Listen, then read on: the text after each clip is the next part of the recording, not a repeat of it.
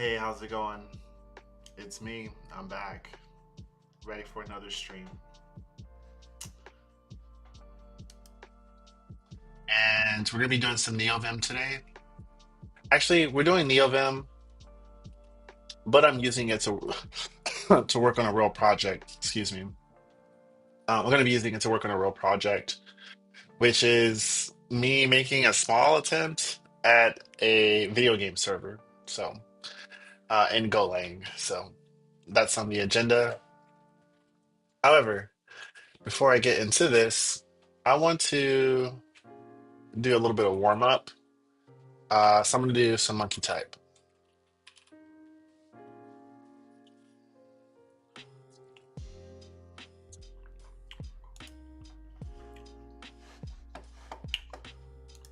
Let's try it.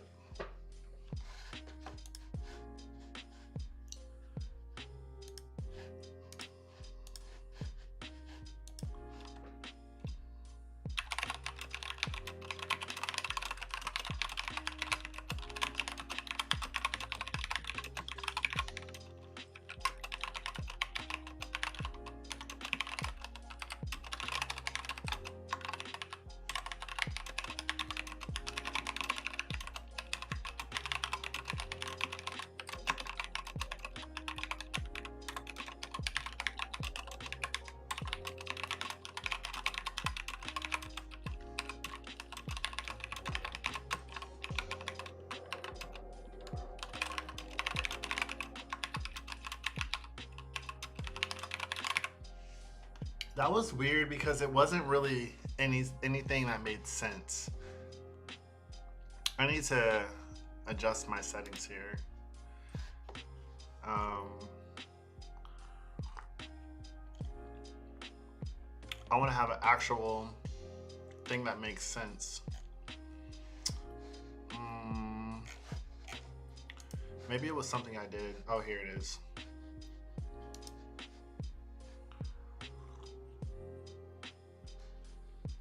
Yeah, here we go. Ooh, I messed up. Let's try again.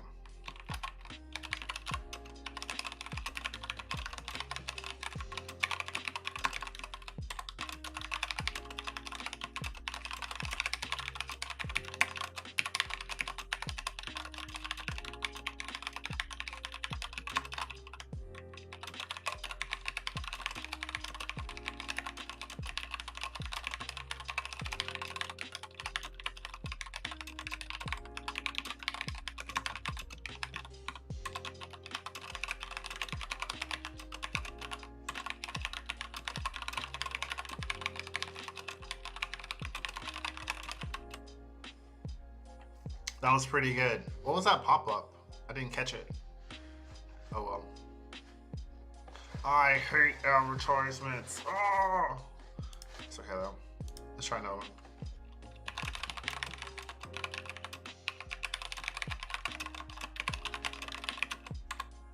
Damn. Mess up. Okay.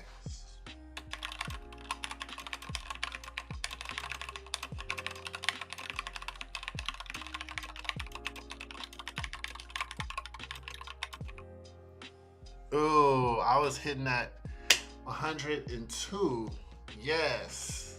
And I'm not doing like true touch typing. I actually realized this recently that I do accurate touch typing with this hand, but this hand I use a gamer. How did the lady describe it? She said that there are different styles of typing. There's the touch typing, there's gaming typing, a gamer's typer. What's it called? Typing like a gamer. And then there's like pecking. And a gamer usually types with these inner fingers because these are the same keys that are often used for like WASD and in video games and stuff like that. So I do that a lot with this hand, which is interesting because this is not the WASD hand, but I notice I don't use my pinky a lot. So when I do, I go much slower and my accuracy is much less because I just have not practiced it. So that's actually why I'm doing all this, is to practice that. So I'm going to do it now. But it is nice to see that high number, but I'm just doing it with that form. Oops.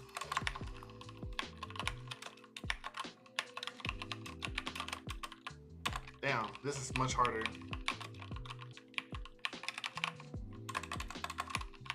Okay, I gotta start over. I messed up.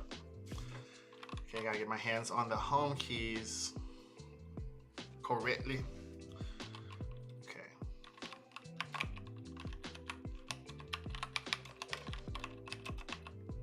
Damn.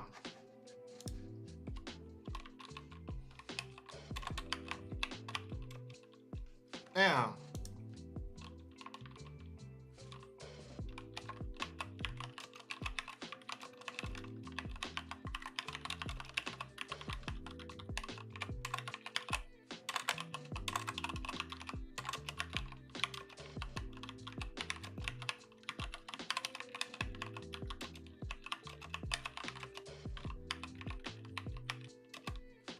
Okay. Let's turn off the expert mode because I need to get some type of validation here, bro. Be nice to me.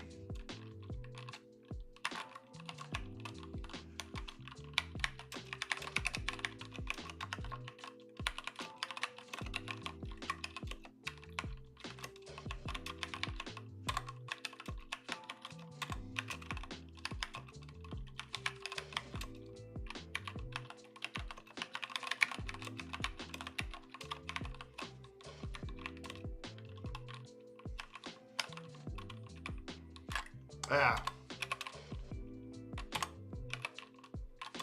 What? Oh, it's a comma.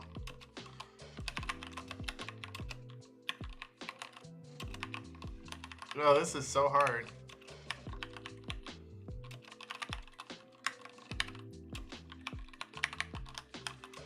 My pinky and my ring finger on my right side are so bad.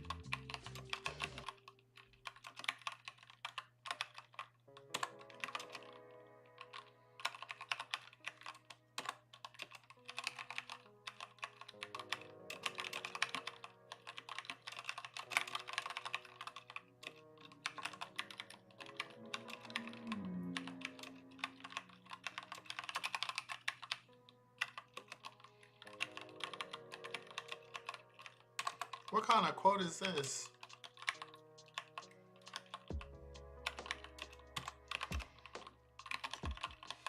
Some of these quotes are wild as hell.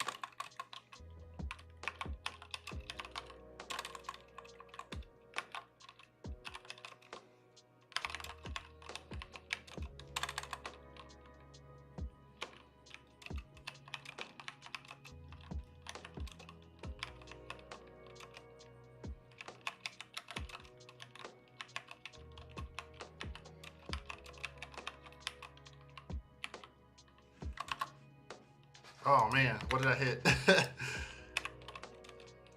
No.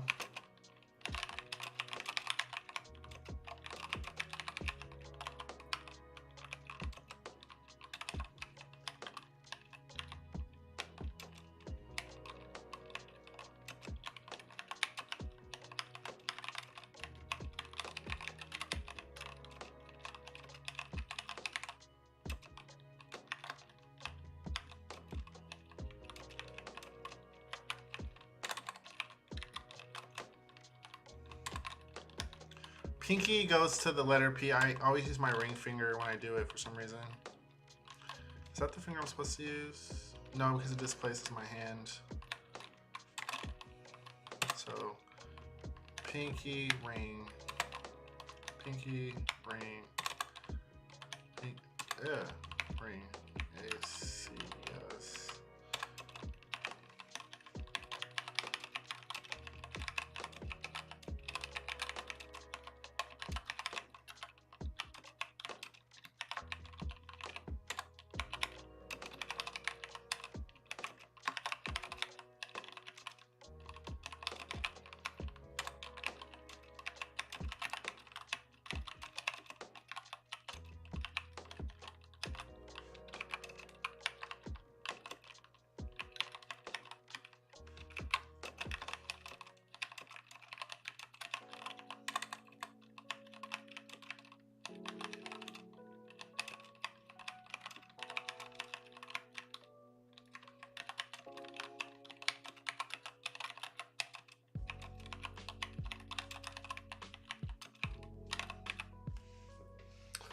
That was horrible, but at least I got my favorite number.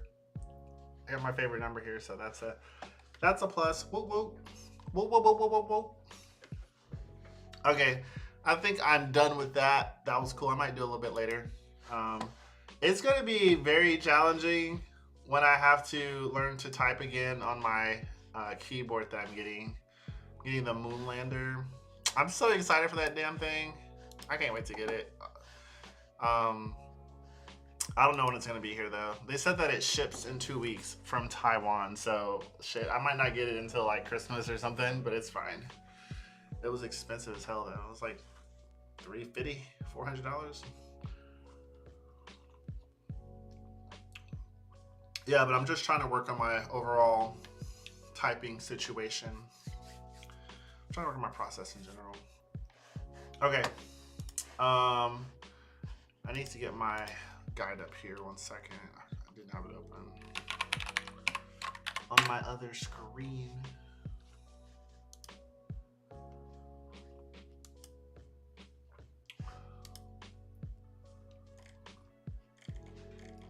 Okay, so last time what I had did was I made the character and I wrote a couple tests for the character in order to validate the actual card that we made. Oh, did I not? I need to figure out how to properly close my buffers. Let me look that up actually right now.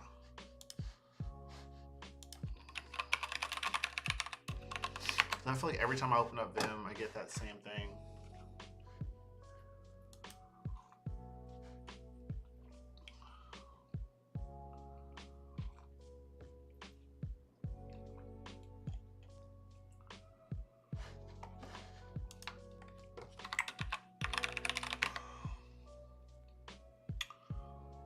Okay.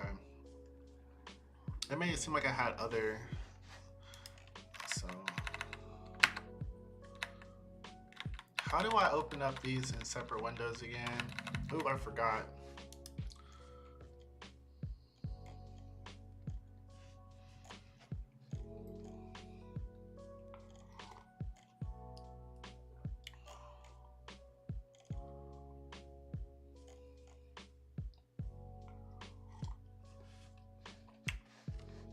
Okay.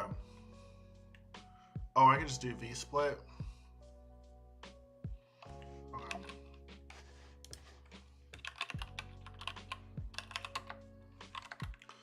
And I do this. I want this one to be, well, let's see, I might have to make a new thing here actually. Okay, so we got the card and then I'm gonna test on the other side.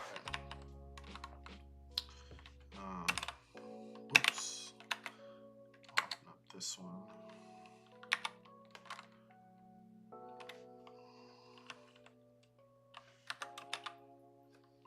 So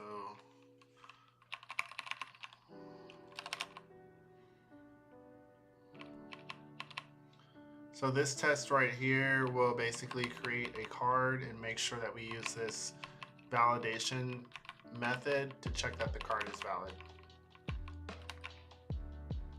Basically. And then we have this test here that will work on the take damage method, which will subtract health from the character.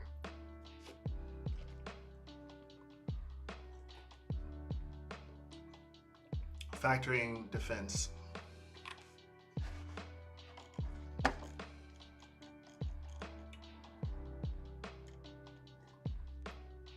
And we ran our test too. Damn, I need to open up a new terminal. Here, let's do it like this. Is there a way to do one? Okay. Let's do it like this. Okay, so we were able to run the test too. So I still haven't fixed my Vim Golang commands for running tests.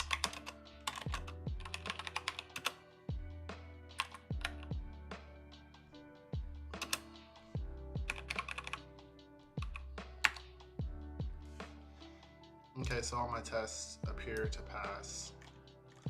So we are good, Gucci and fly.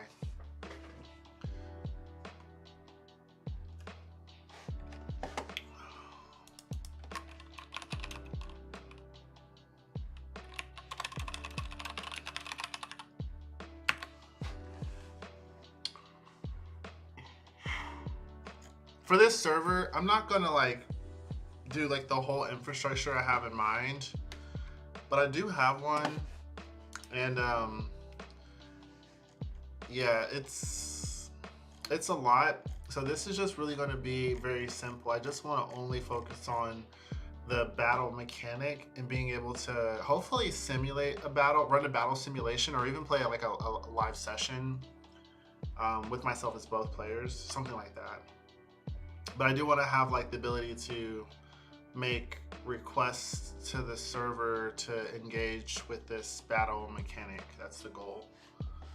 I'm thinking like a mix of the Pokemon battle system, but as like an RPG with characters instead of Pokemon.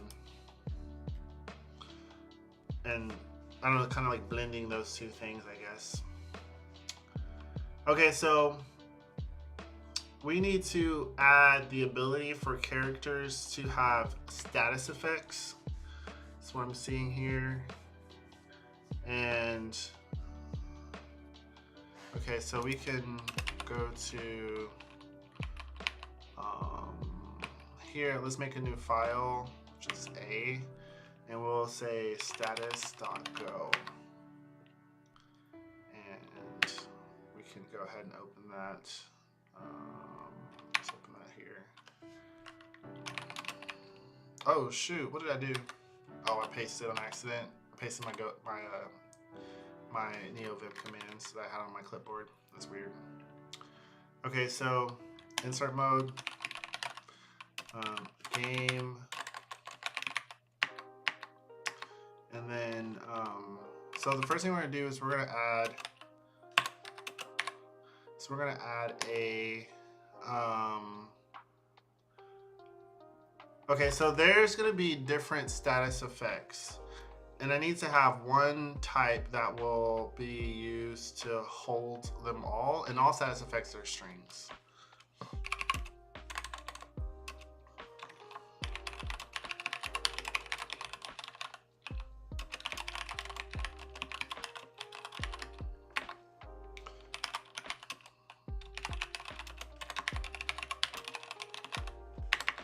Okay, so that's the type for a string.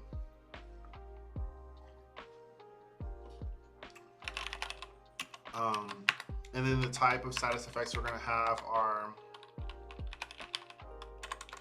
status stunned, which is a type status effect.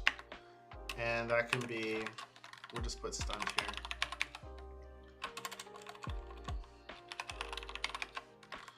And we'll do stunned, burning, shielded,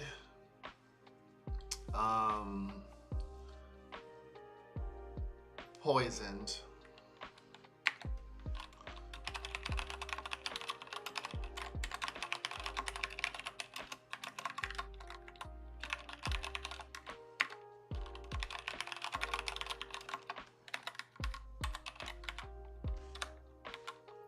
You know, yeah, let's do this.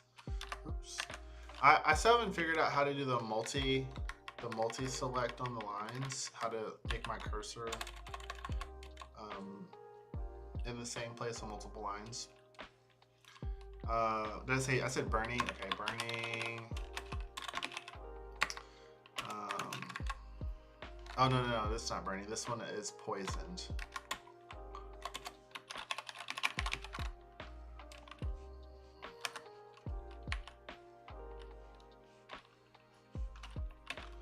Trying to use more than just my left and right to get around.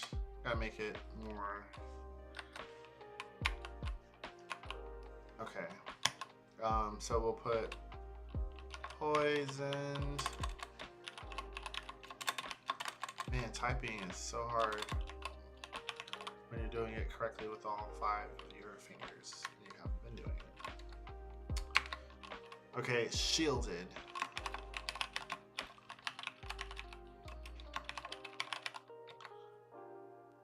I feel like I need to have one more that is not negative as well. Like another positive status effect. How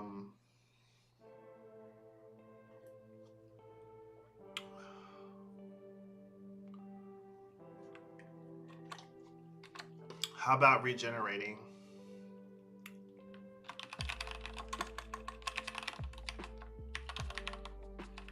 I'm just ideating right now.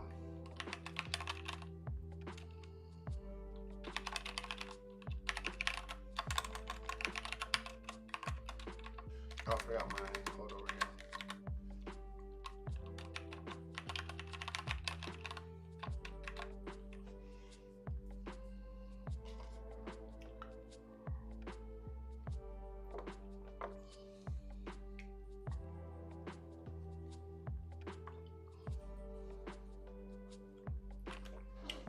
Got some sparkling water here. Orange juice. I feel like there's a trend of me drinking this specific beverage every time. Okay, so now whenever we use one of these status effects, we're gonna give it a strength, and that strength is gonna mean different things. So if it's like, okay, let's just say like strength can be a number from 1 to 100. And for these different stats, it means different things. So for burning, that's going to tell us something about how much damage is done every round. Poison, same thing. Damage done every round. I feel like there needs to be something to distinguish those two, however.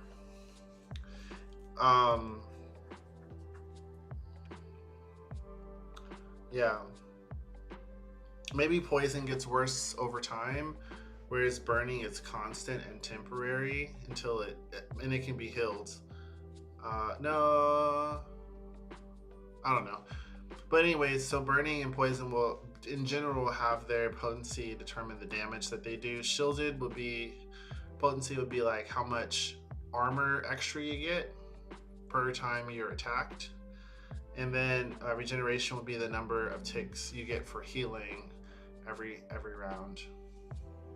So they all have a potency in common.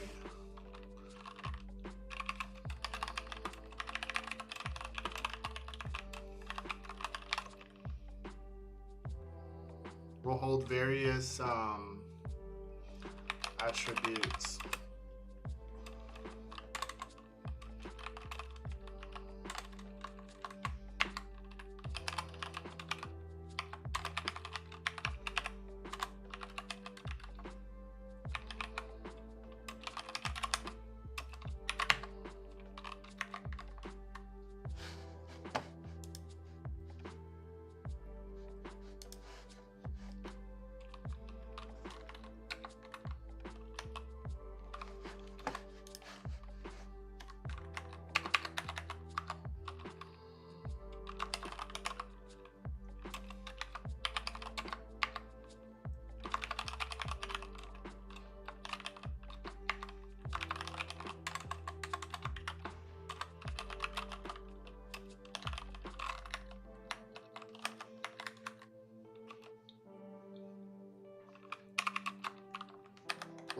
that I just clicked? Oops.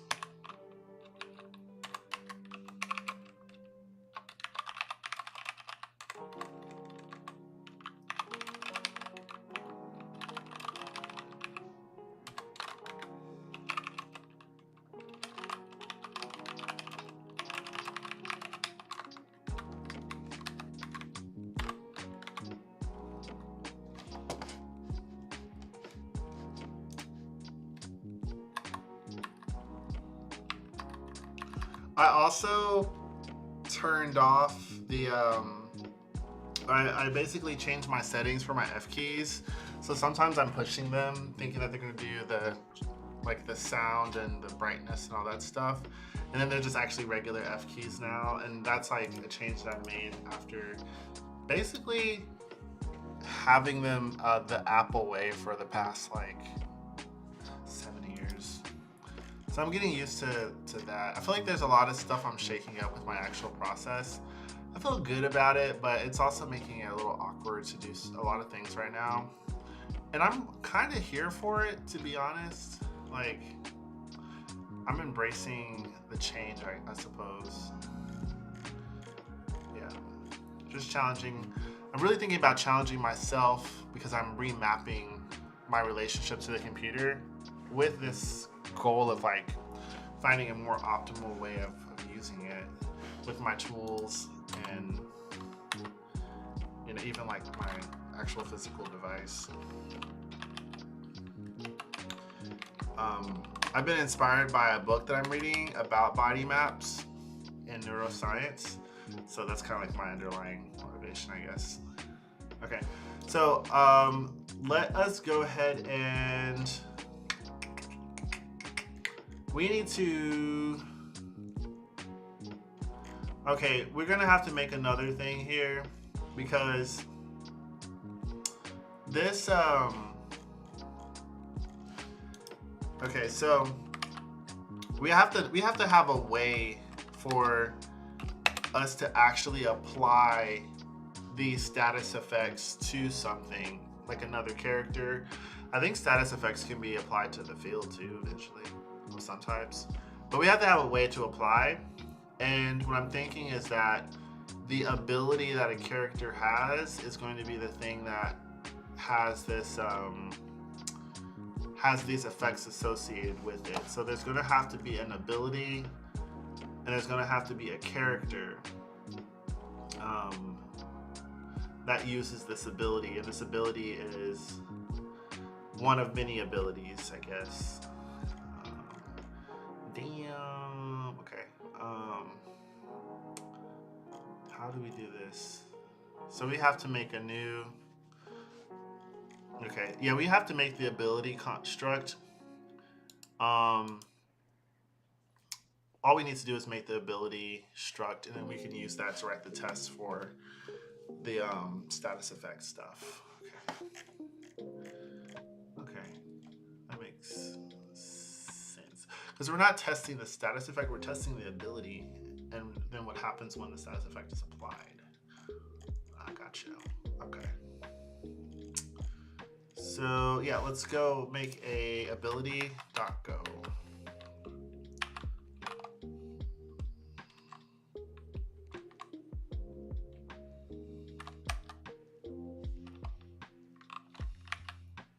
Oh, A, not E. I just discovered something on accident. So E is how you change the name of the file. A is how you change the name of the directory. A is how you change the name of the file or make a new file. Okay. Okay. So ability.go. Let's go ahead and open this and buffer A. How do I flip my buffers?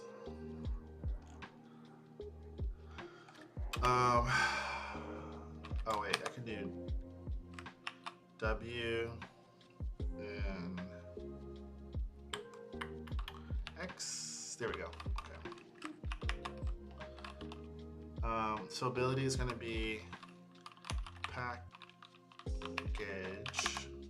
Oh gosh, I'm trying to type correctly.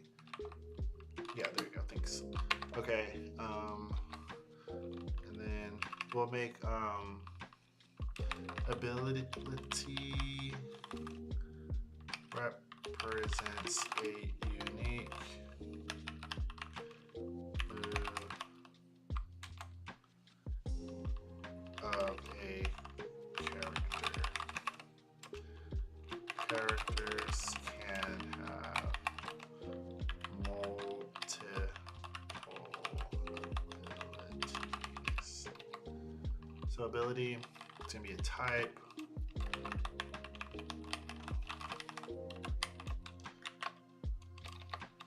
Okay. So let's say that this ability is gonna have a name, which is a string. Oh wait, let me not be crazy. Let me save my other file because I am not doing the right thing by not saving it. Oops. Yeah, let me save my other file before I get too deep into this one. There we go. Yeah, there we go. Okay. So name is going to be a string. We're going to have damage, which is going to be an int.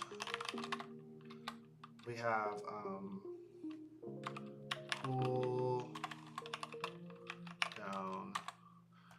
cooldown max. What is cooldown max? Hold on, little buddy. Oh, okay. So I need to keep track of two things when I do the cooldown, I guess. So when I have an ability, there's a number for how long I have to wait until the ability is used again. And then there's another number for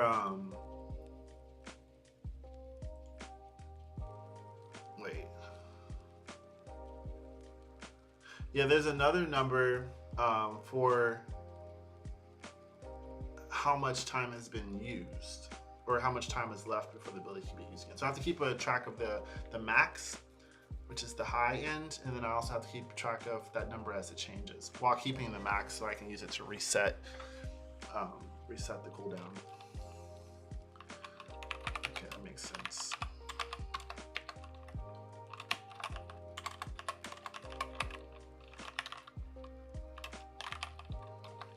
And then status effect.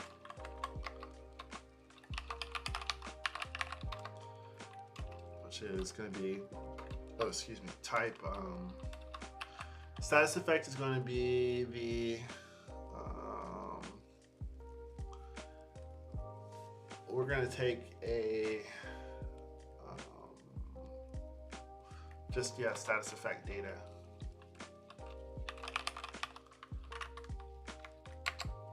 Okay.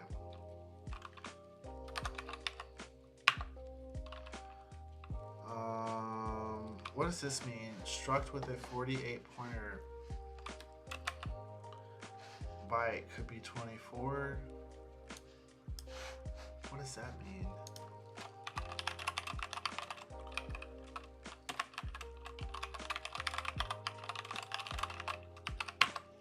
I've seen that before, but I don't know what that means.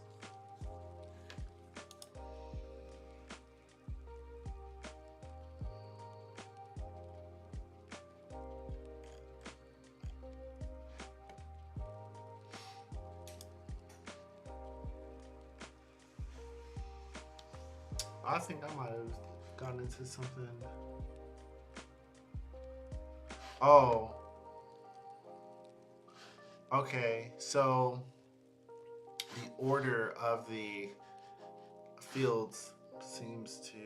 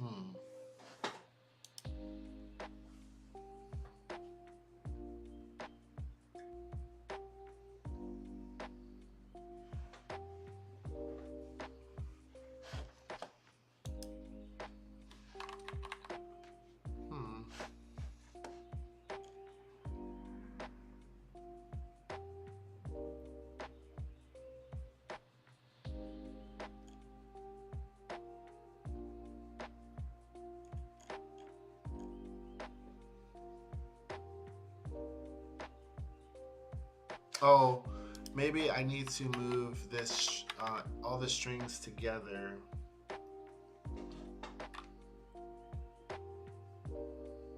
Okay. So how do I move a whole line? Um,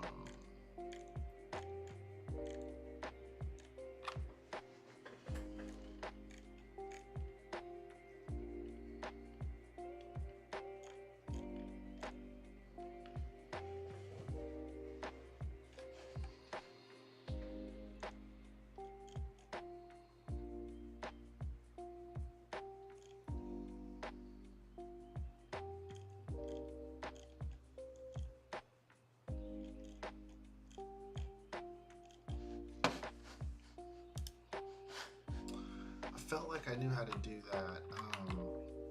So let's just select this. So to select the whole line, it's going to be P $sign. Oh, I wish I knew. Okay, let's just Google it.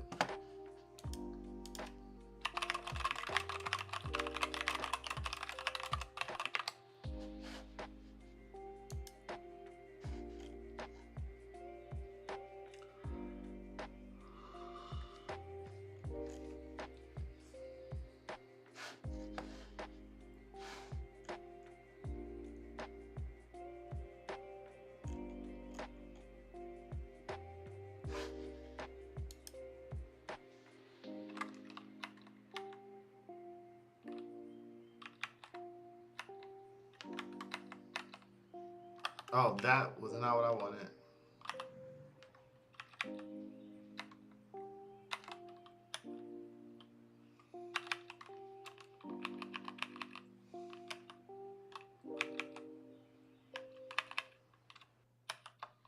There we go. Okay, so I think that fixed it. I didn't look too deep into it, but my understanding is that Golang wants to have, like in a struct, if you have two things that have the same type or some type in common, you want to have them co-located in the actual struct. I guess that does something in memory, but that's what it was trying to tell me.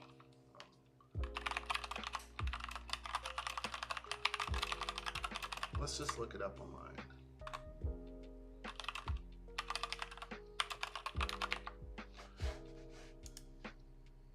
I've been streaming for 40 minutes. That's wild. It feels much shorter than that. Okay.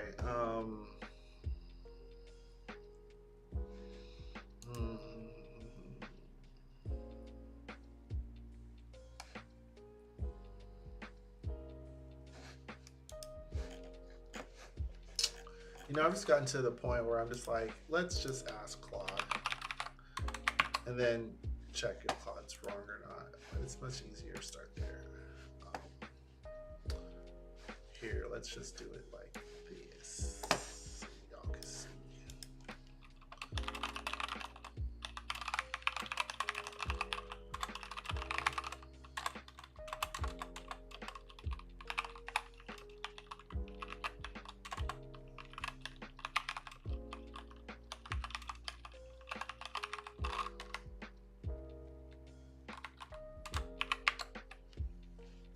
Oh, yes. Okay, so I understand what I meant.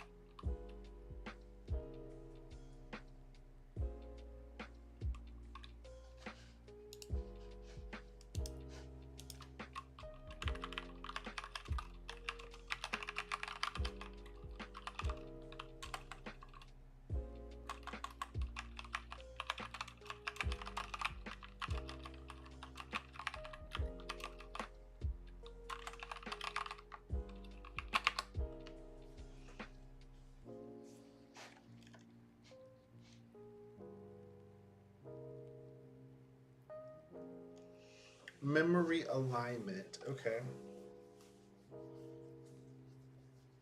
So things that have the highest memory usage are at the top.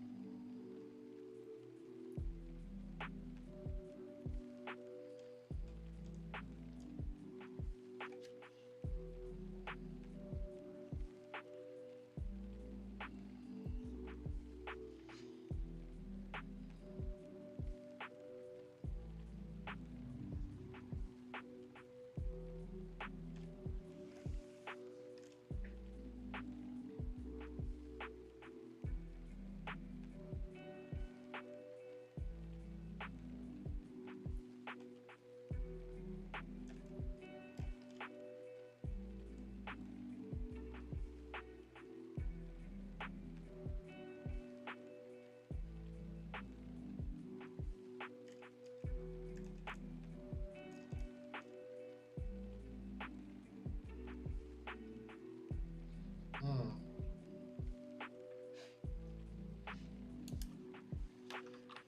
Yeah, show me. It says, would you like me to show you how to analyze the memory layout of a specific structure you're working with? Yes, please do that. Please do that. Sure, we can use unsafe size up to check local size and safe offsets to see where each field starts in memory. Can I run this in the Golang playground?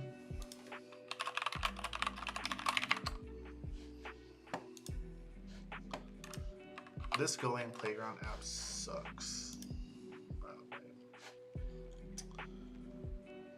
Okay.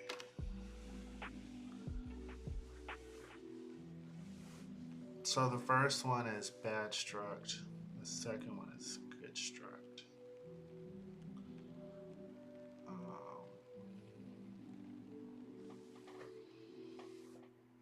Hmm.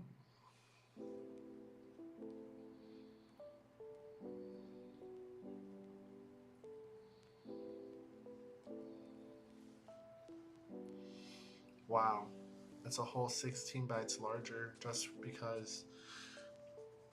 Basically, that's like 50% larger just because the fields are not organized properly. Okay, and it's because of the offsets. Offset. Okay. Very, very interesting. Hey, what's up, Eric? Thanks for stopping by.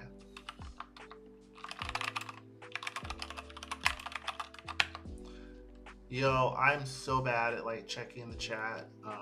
By the time I check the chat, it's because I'm getting ready to like take a break or something. So apologies for anyone out there. I'm trying to work on it though. Okay, so I think I have a good idea. I don't understand the depths of this, but also I don't want to get drawn into a deep tangent. So I'm just gonna leave it at that, and I fixed the issue and we wrote the file. So let's see what's next. Okay, so now that I create the ability struct, I can actually go back to my test file. Or we can make a test file for ability, I guess. Excuse me. Make a test file for ability, and then we can use that now. So make sure these are saved.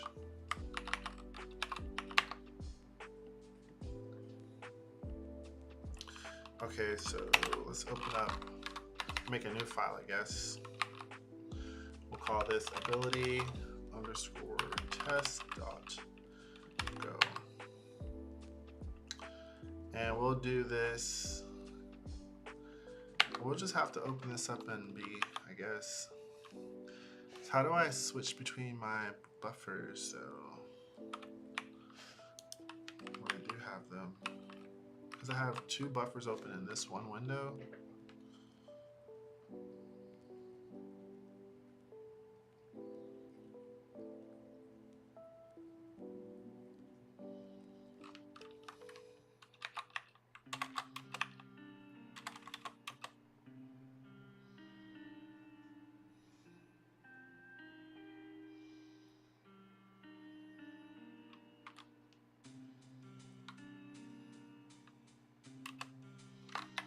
Okay, here they are. Oh, so I could just do it like that. Space, space. Just go here. Okay, that makes sense. That's nice. I like that.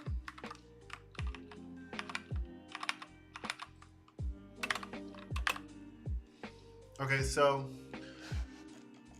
oh, this sweater's hot. Let's do.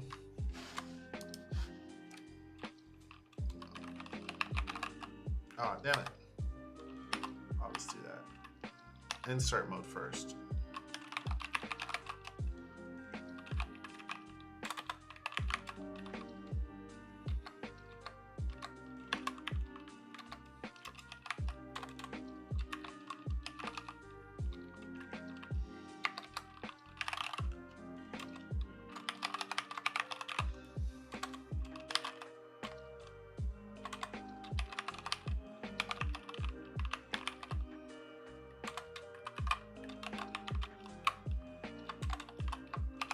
So this is going to be a test to help us figure out if the ability can be used after cooldown occurs. And then we'll write another test that'll be for the actual application of the ability with any of the status effects being applied. Okay, so let's just kind of write like the skeletons of either of these and I guess some comments to get started with that.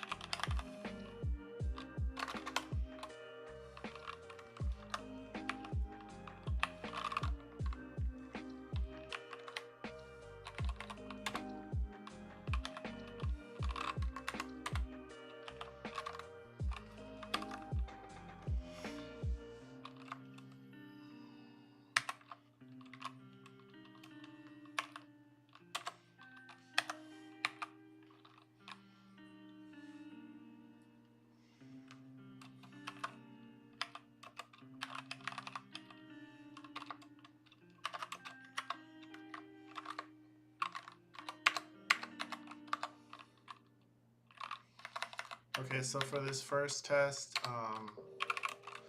testing abilities, testing that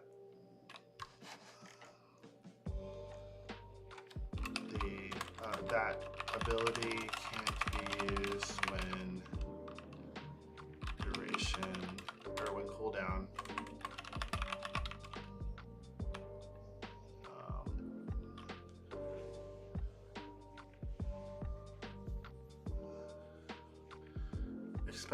Testing ability can be used when cooldown, or can't be used when cooldown is greater than 0. And we'll say this one is we're testing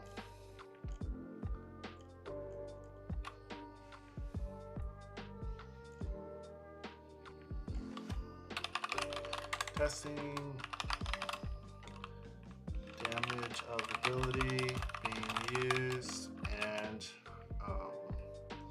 status effect.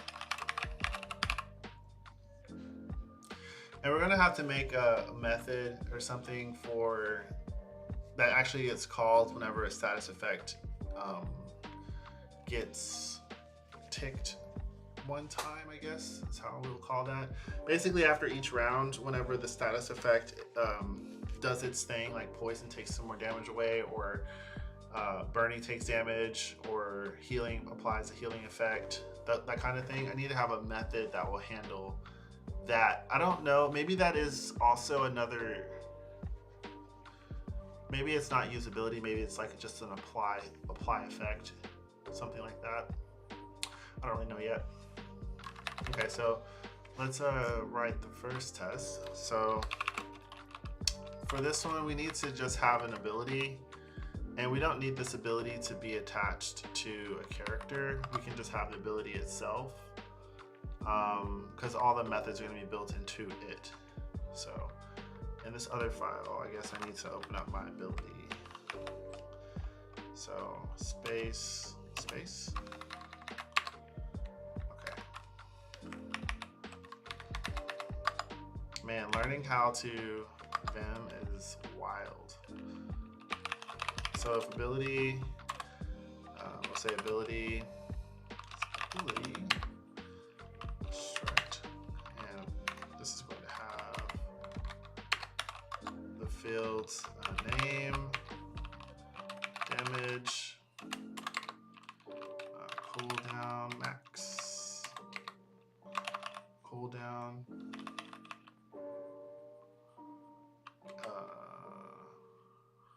I should do these in the order, the same order, just to be consistent.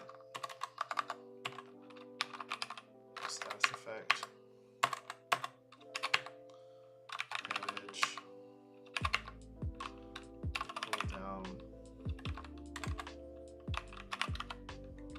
max,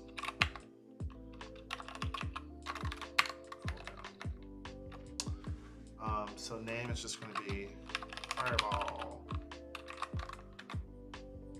I'm only going to write a test for one of these right now as well, just for my little spike here.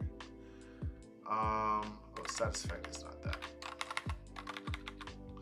For cooldown max, let's do 3, and cooldown is going to be 0, which means it can be used, and then damage will just be 30. And then status effect will need to be a whole, actually, I wonder if it'll let me do the status effect at the end, because let's just do it and see if we get that error again.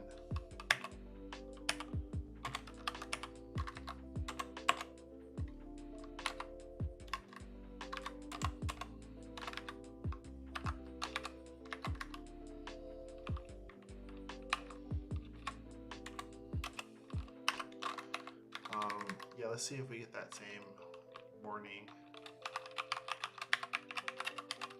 Data. That's going to be a struct.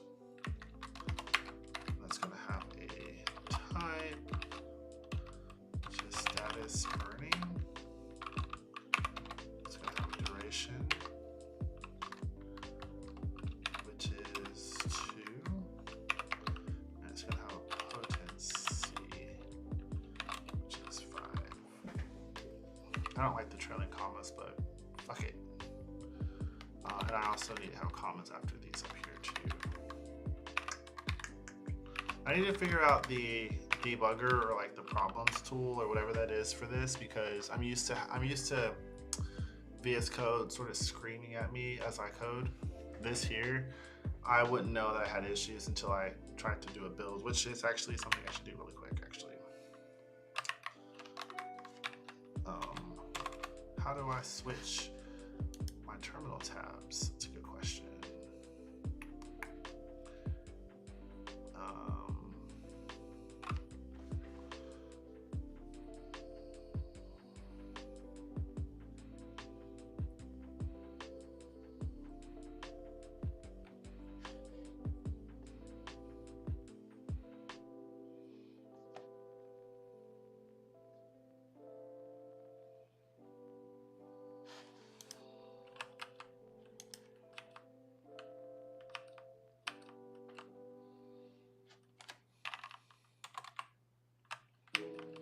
So command 1 and 2, that didn't work.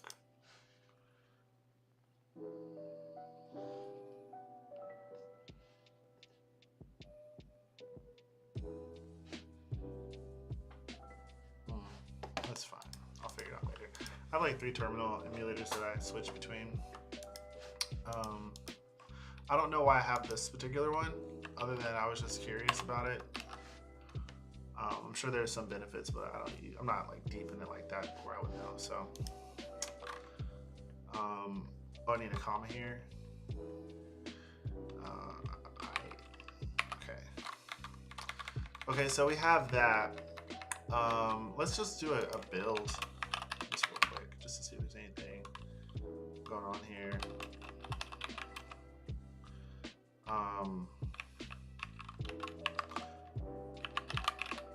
May not go. I don't know. Shit. I guess I did something.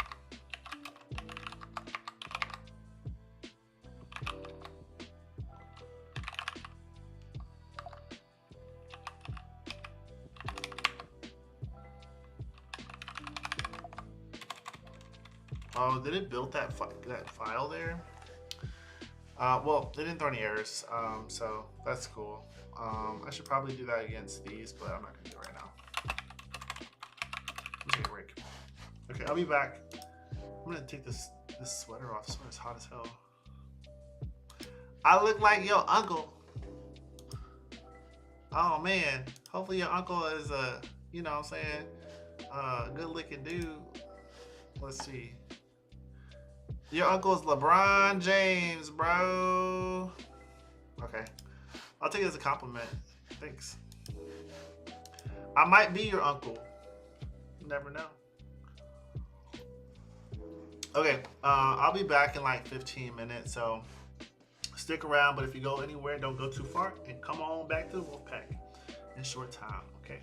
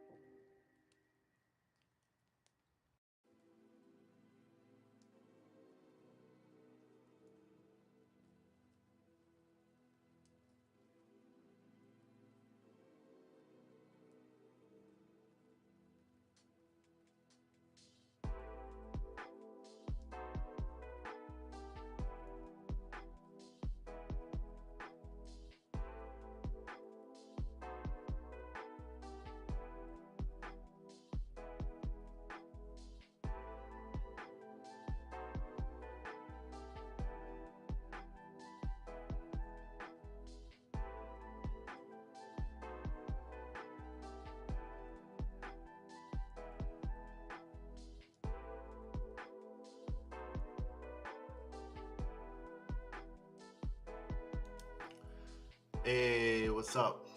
I am back from my little break and I'm ready to get going. By the way, y'all are gonna be real mad at me because I did not come back empty handed. I brought some cereal. So, y'all gonna be getting this full on crunchy ASMR effect.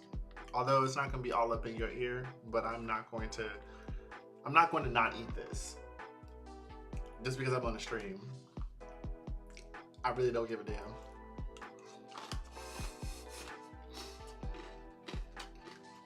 Oh my god.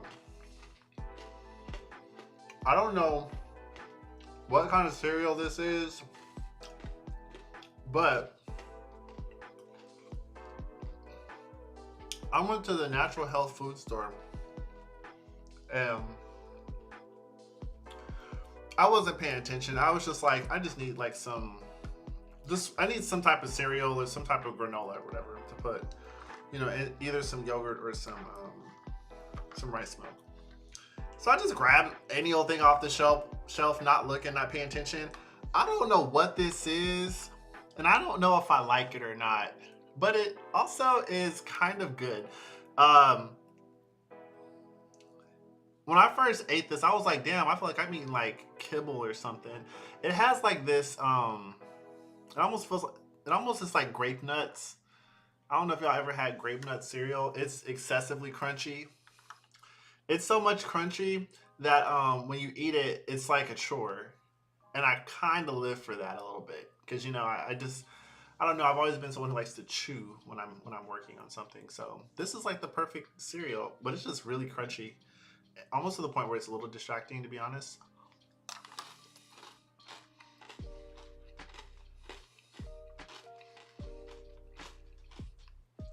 I don't know if you can hear it, but the inside of my head, when I chew this, is very loud. It's like consuming.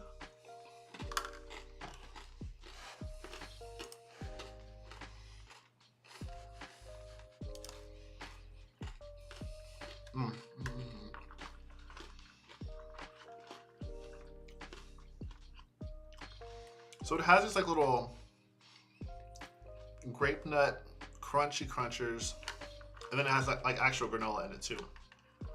So it's like crunchy in two different ways.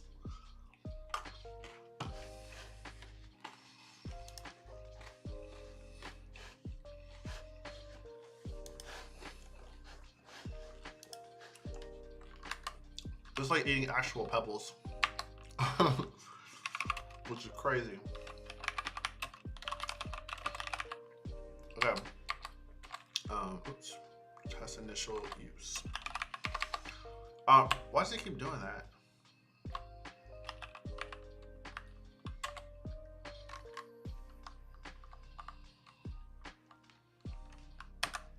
Okay.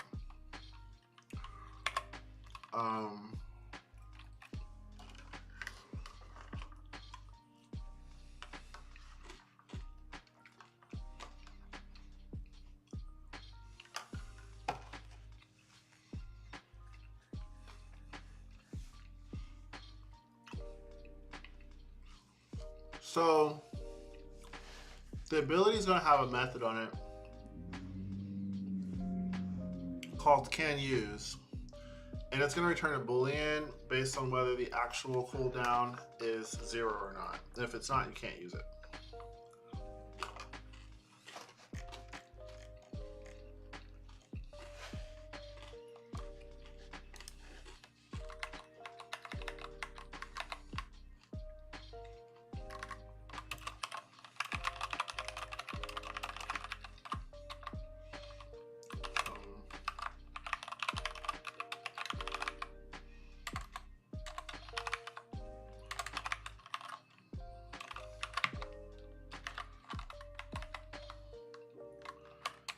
And if you can't use it, which you should be able to on the first turn, although it could be interesting to have an ability that starts off with the cooldown activated, so you can't use it for a couple turns.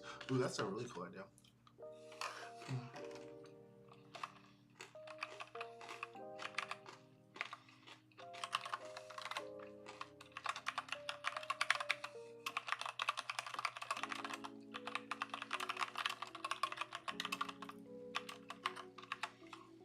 Okay.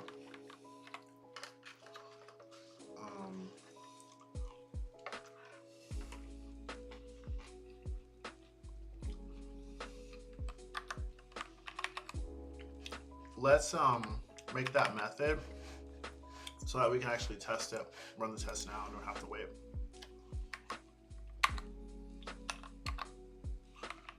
Where is my, oh, I'm on the wrong document. Man, I get so easily mixed up in this. Damn it. There we go. So let's write that.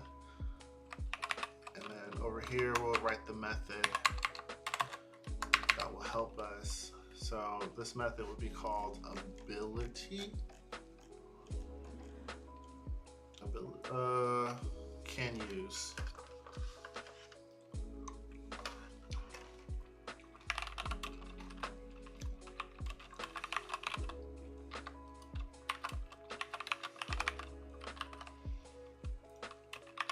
We'll return a boolean.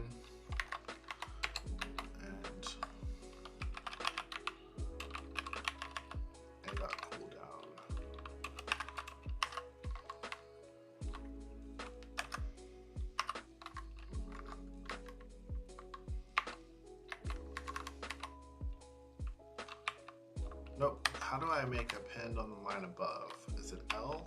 Nope.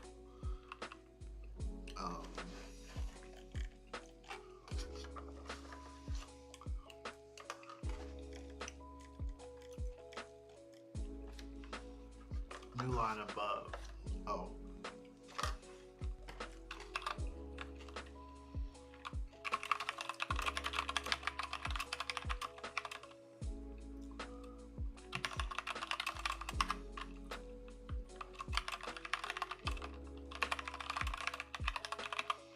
To prevent the overuse of skill. Oh, ability.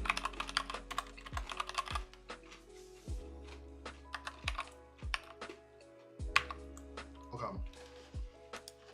Let's run a test.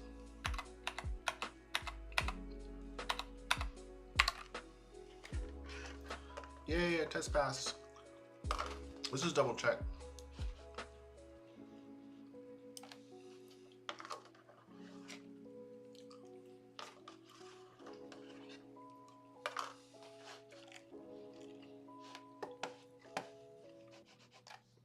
So we are good.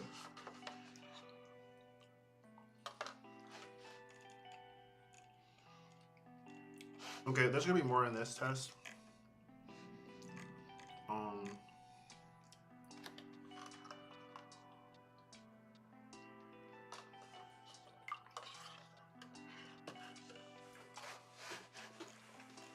We're gonna have a method for this use to also be used.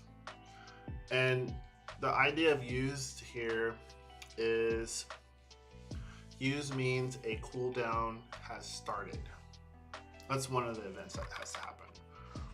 As well as the ability is going to be applied as well.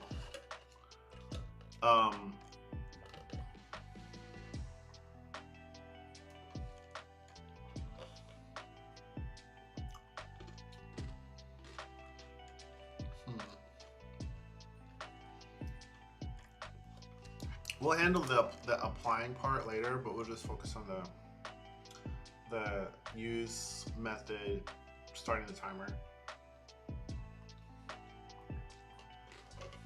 Or the cooldown rather.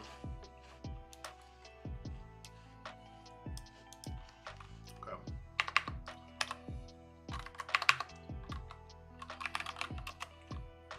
So this is going to be on ability as well.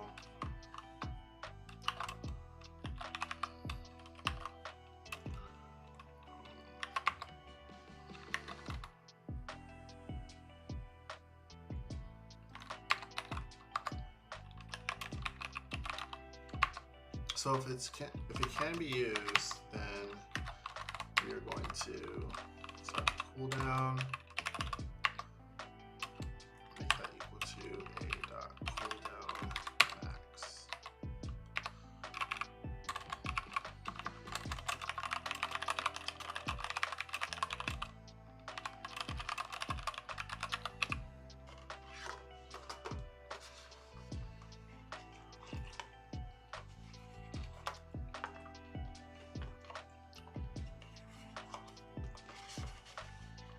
This has me thinking about like a Chrono Mage character, like a time magic type character that can play around with like the cooldowns and modify them.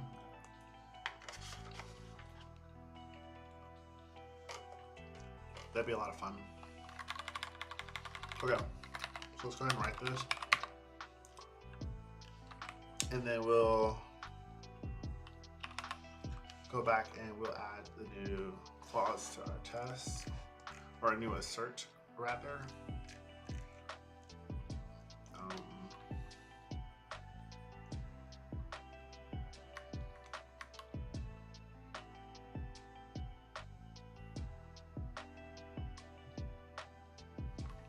Okay.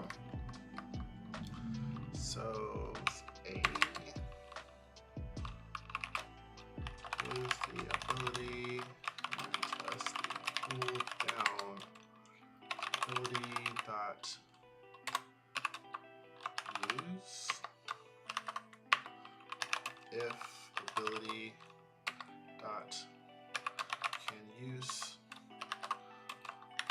So if you can use the ability,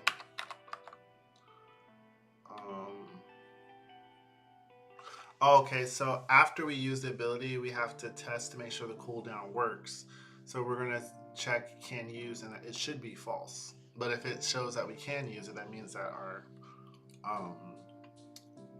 our cooldown wasn't set.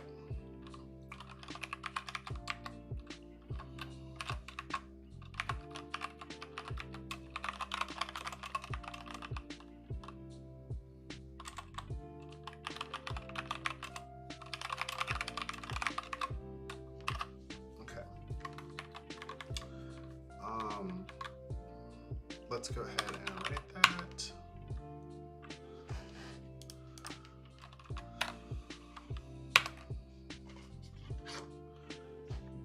Okay, we're good on that.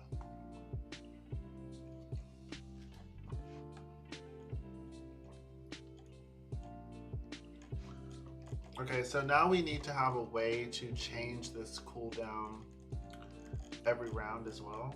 We need something to call that will modify it for us. So we're gonna make a method called reduce cooldown.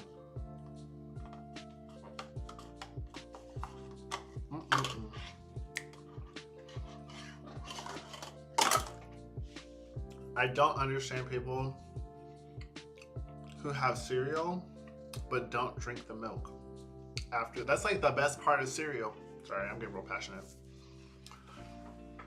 I will always drink the milk out of my own cereal. And I advise you to do it too. Okay. Okay, so let's go ahead and make a new method in our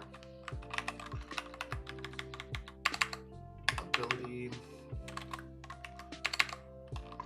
So we'll call this one reduce cooldown. Okay, so this is going to be a method ability.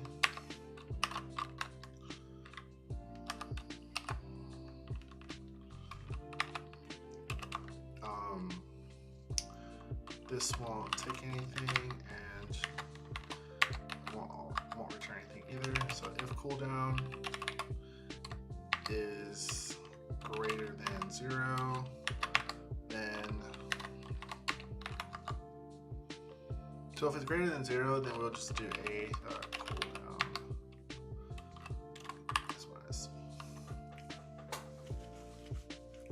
Now I feel like there's like a whole other way that I could structure this cooldown part, because I feel like there is something interesting about being able to do something with positive and negative numbers. Kind of like this game I played. What was that damn game called? It was on the Switch. It was like this RPG.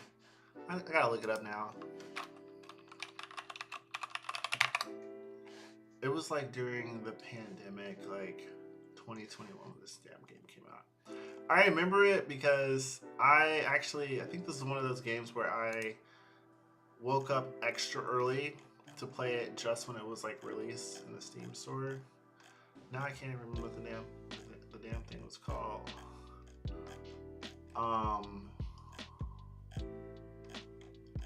by Square Enix. Square Enix. My bad.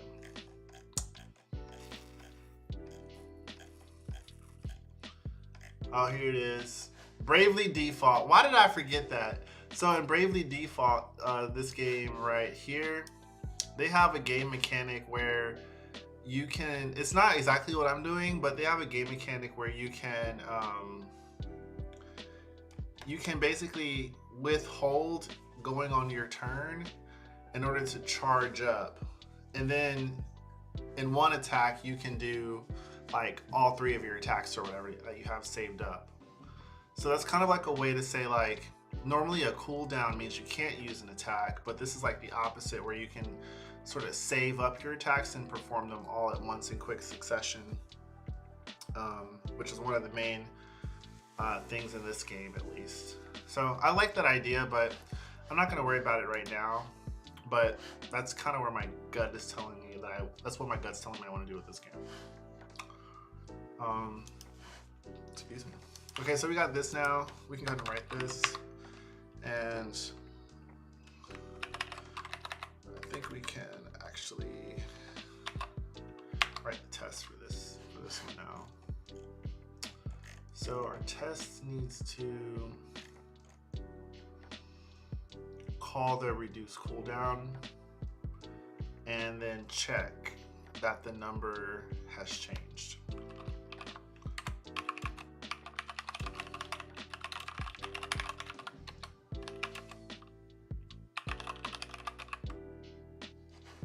Oh no. OneDrive. Ugh. I hate when software automatically does stuff by itself without me asking. Like updates. So annoying. So we need to call ability.reduce cooldown first.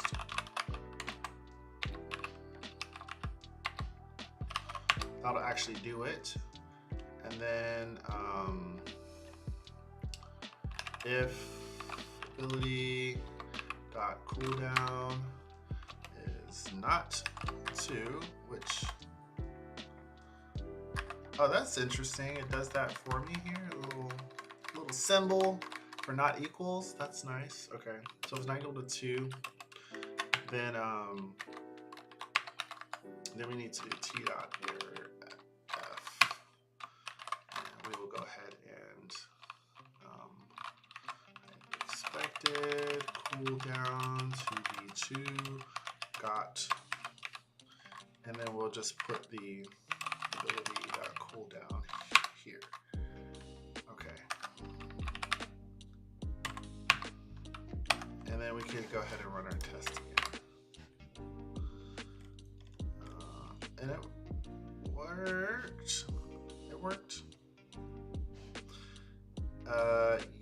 Yes. One thing I do not like about Go Test, and maybe I just don't know how to do this, is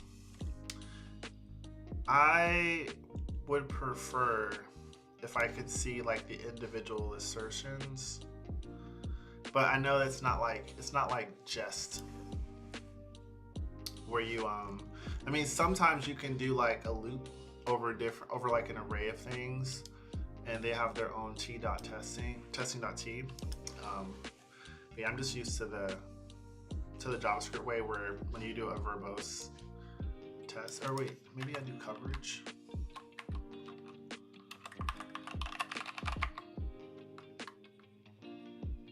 Is there a coverage argument?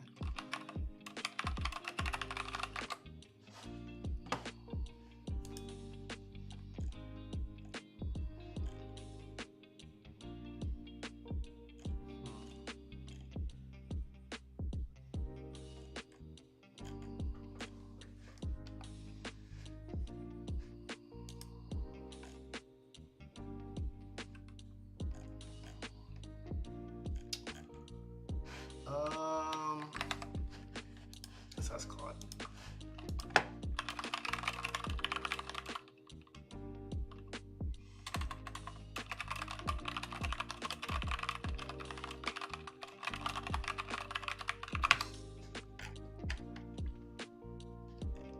Oh, it's just cover. Okay. Yeah. words. Okay, let's see if this tells me something different. No, not really. Kind of. Kind of.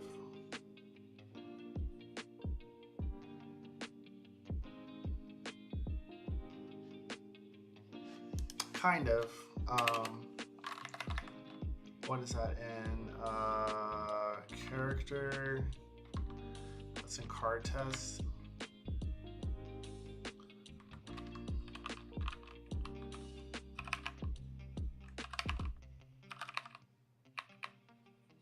See, I think what we're seeing here in the terminal really is just the fact that this test is really running a loop of smaller tests. This one test is running a loop of smaller tests over an array. So that's what we're getting here is like our separate outputs. But I don't think there's anything within Go other than this type of testing that makes it provide a single line. Or maybe I'm just not getting something. Let's ask Claude again.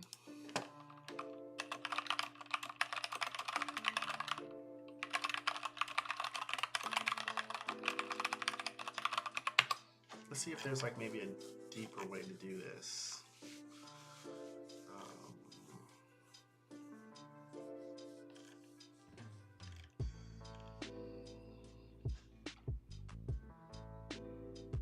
Okay, I am doing. Oh, so okay. So this whole thing is a.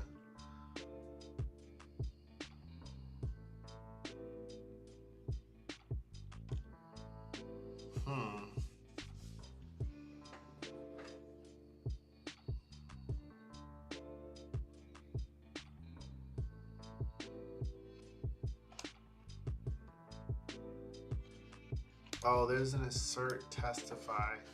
What is that? I like the way that dependencies are just in the file where they need to be used. I don't like the length of the string that we use for them, but it is nice that, oh, okay, I guess I don't have access to this. Or did you hallucinate? Let's just Google it.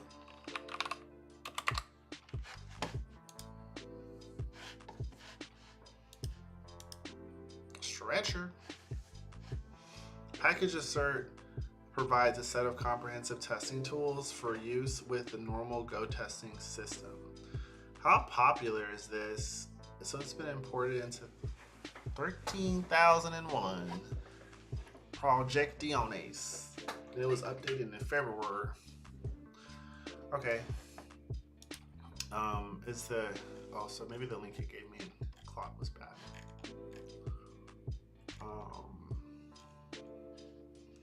Oh, it's been up. They're still working on it. Last week, it's not that long ago, is it? I think last week is pretty recent. Wouldn't you say? Okay. I don't care about this. I care about the output of the console, but it's fine. I don't think I'm gonna get what I'm looking for. But at least I know they're passing. I guess I feel like if I don't see like the specific assertions, like for example, this individually having a log, but at the same time, it's fine. I just have this anxiety that I'm going to forget to save my file and then mislead myself by running tests on a file that hasn't been, you know, it's like the old version or whatever. Maybe I need to go for that. Okay, so where are we at? We have done the reduce cooldown, and I think we can really test. I think we're done with this first set of tests, and now we actually need to work on the ability, how to use the ability. I think I'm gonna do this, and then I'm gonna get off of here. Yeah. I think this is where I'm going to draw the line for the night.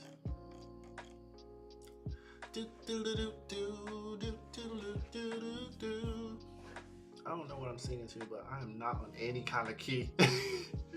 I'm not even off key. It's not even a register. I wasn't even thinking about the music when I was making my little do do do do do. I don't know what that is. I'm just tired. Okay, so small head mode. Okay, so let's do the ability actually being used.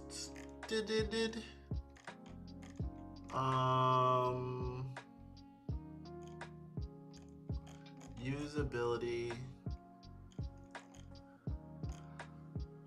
Ooh. Okay. I might only be able to get through the testing part of this. Because this is quite a bit. It seems like it's going to be quite a bit.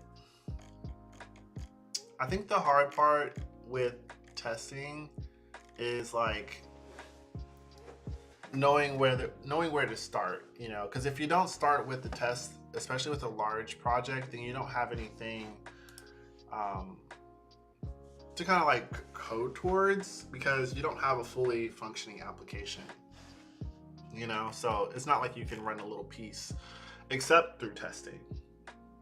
But then it's like, in order to test, you have to know what you're going to create, and sometimes we don't really have like the idea what we want off the bat, at least not well enough to fully define a test ahead of time.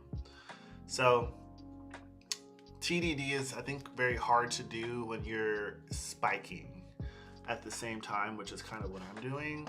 But I think the fact that I'm doing this with a lot of help from AI, at least for like the ideas and stuff, I think that's kind of making it easier to do TDD, because I definitely would not be able to do it on my own without that help in my current understanding of this, at least.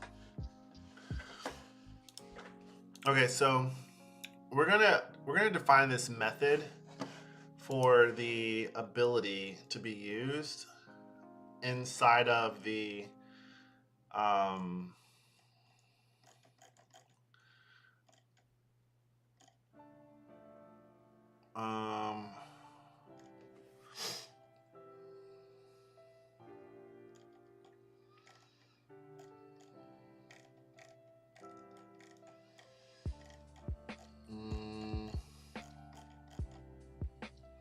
it's called usability, and we're going to define that inside of the character.go.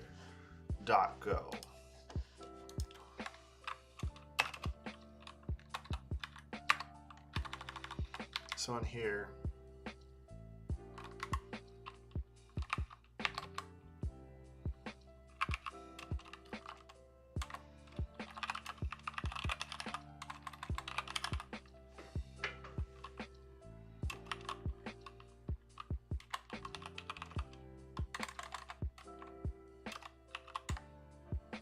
we'll say will allow character to use ability on a target,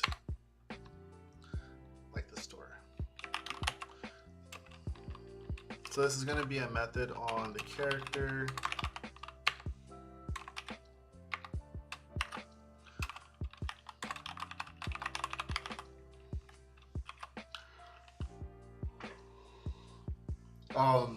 This will take the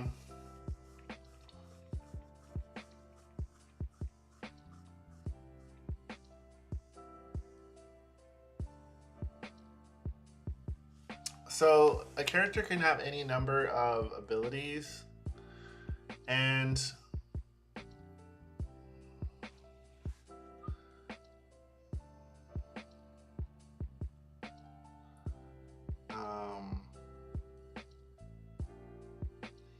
yeah, we need to basically have this method needs to know which of the abilities of the character to use, and those are going to be stored. I guess I'm going to store them in a slice, but yeah, it have to probably just be a slice that we can. Yeah, we'll just do it like that for now.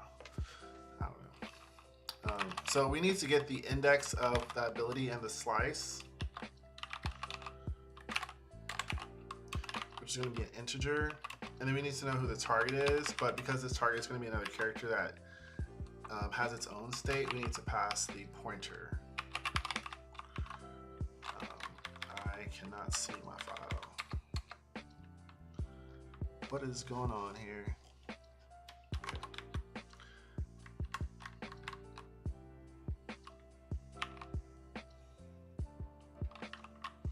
So we need to pass it according to the character, and then what we will return is what's called an ability result, which is a type that we haven't made yet.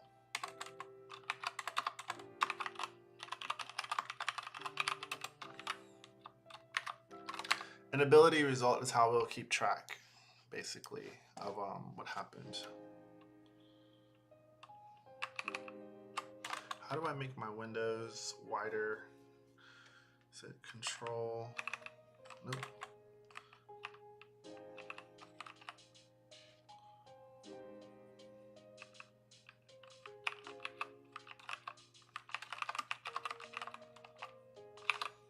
Oh, shoot.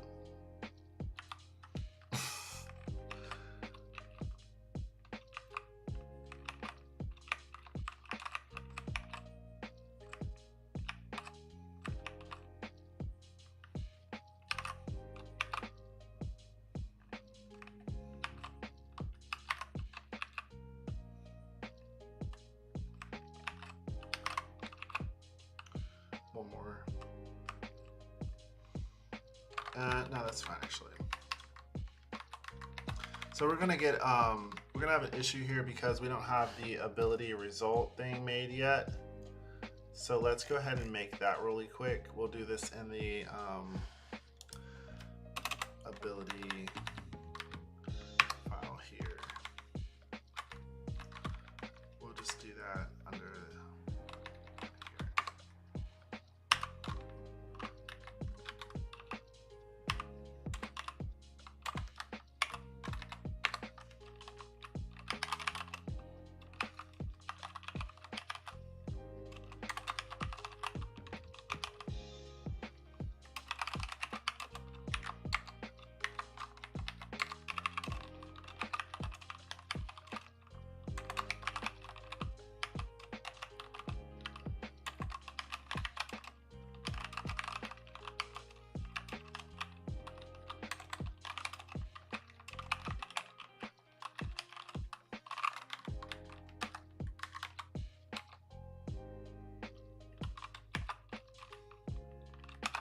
So whether or not it was successful, which will be a Boolean, the damage that it will do, which will be an integer status effect that was applied, which will point to the status effect data, and then a message.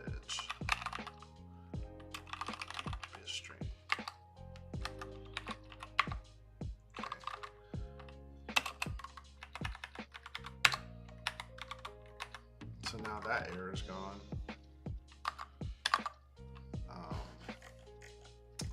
So in this usability, we're going to be returning one of these results, and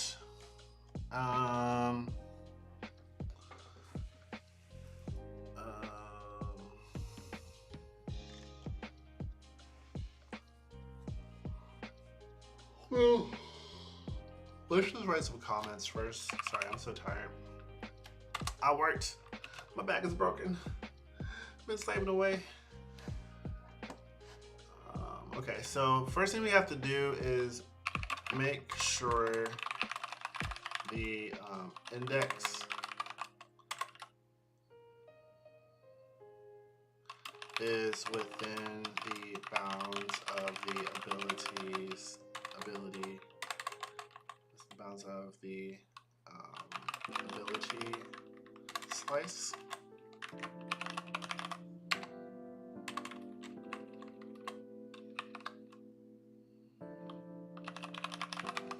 The abilities slice. And we need to update character. We'll update character so that instead of special move, it'll be abilities.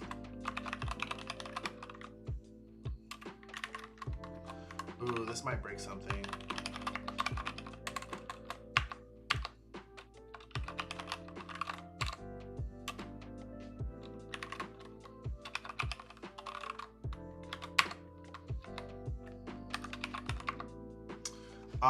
This might break our test. Ability. No, it's the hard test. Yeah, this is gonna break our test here. I think we can do. I'm gonna try something. I don't think I actually need to put a real thing in here. I think I can do.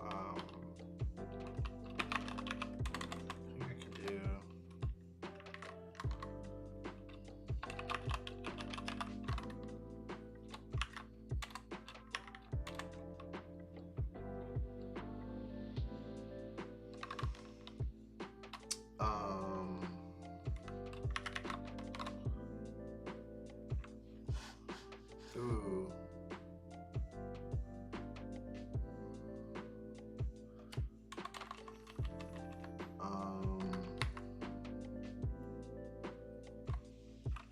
For the special move, I think, that's gonna be a tough one. I need to make a slice, and the slice needs to have one thing in it. Or maybe it could be an empty slice of ability. Let's just try this. Construct. Will that work?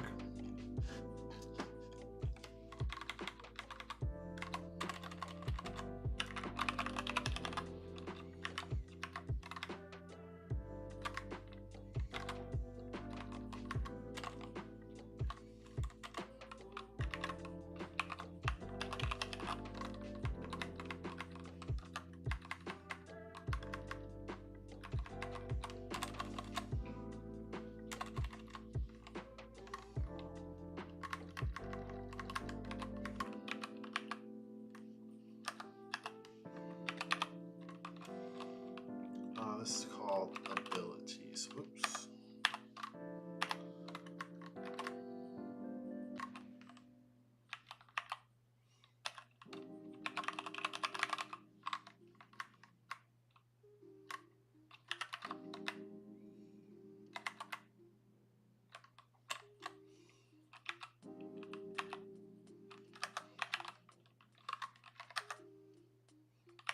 Damn it, I always do something weird.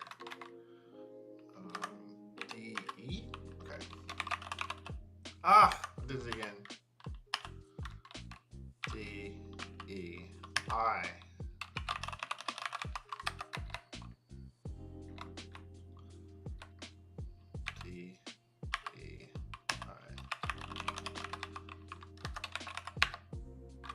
Does that now work?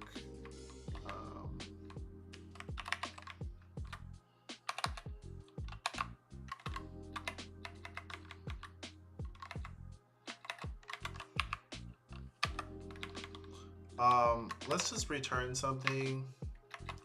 Doesn't really matter right now. We can just return any old thing just to make this not weird. So,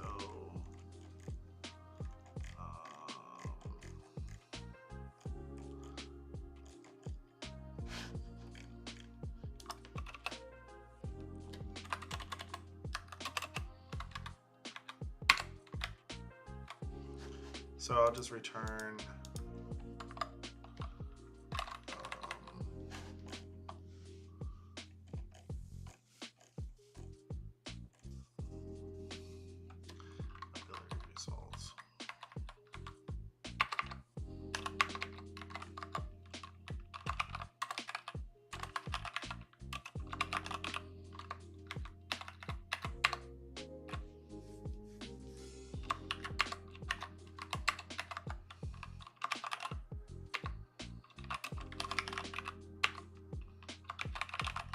I'll just put dummy values here for now.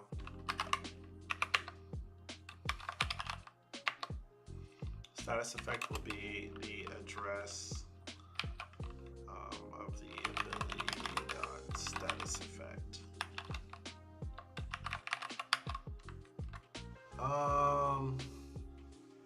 Oh, the pointer to, not the address, but it's the pointer to the ability status effect. Yeah.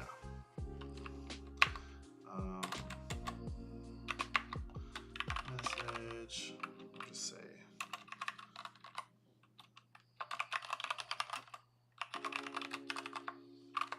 worked. Okay, so that should rid me of that one bug. Oh wait, I'm gonna forget something. Trailing commas. Ugh. Hate it. Undefined ability.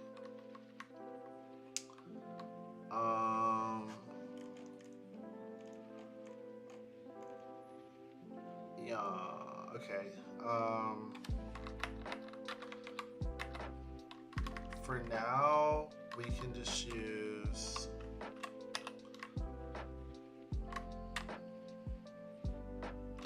where do we have our status effects again?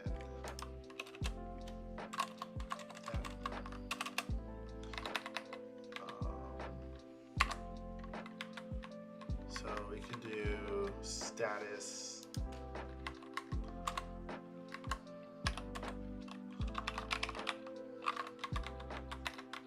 Doesn't really matter. Let's just try that. Oh, I can't do that. Okay, that's fine. I can just make one.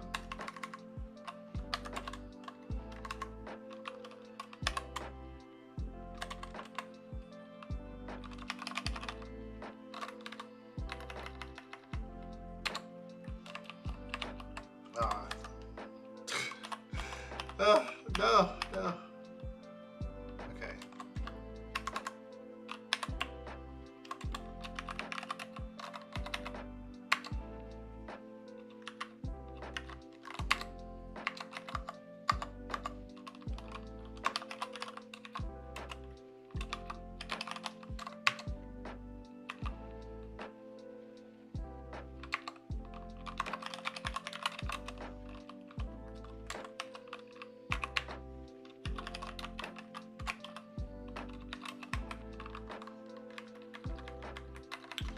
I think this should suffice.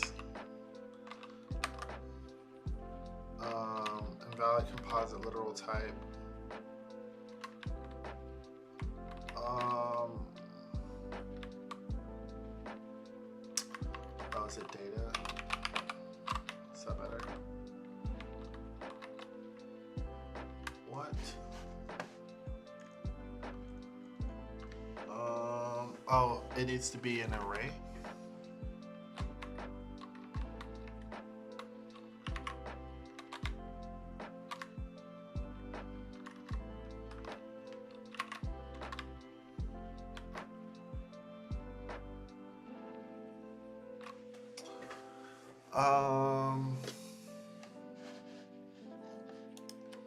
Can I just return it empty? Wait, it'd be funny if I could do this. Let's do.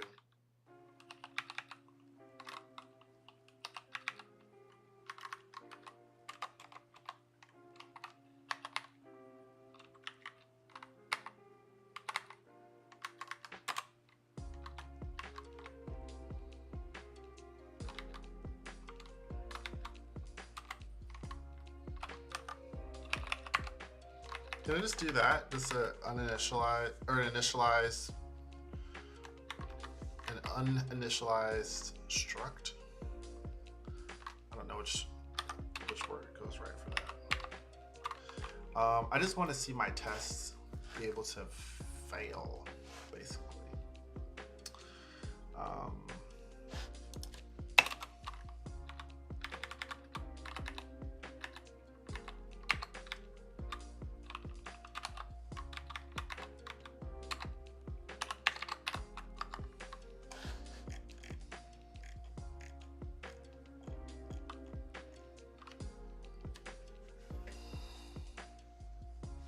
Okay, so we need to, for this test, we need to actually make a character, and we need to give this character like a whole profile and everything. I do not want to have to use or rewrite all of this every single time, so what I'm going to do is I'm going to copy this ability here.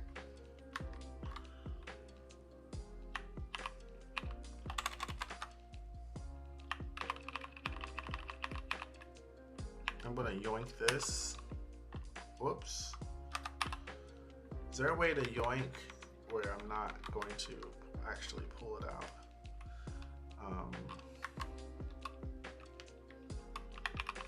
Let's try it again. There we go. So I can just use that here. So attacker.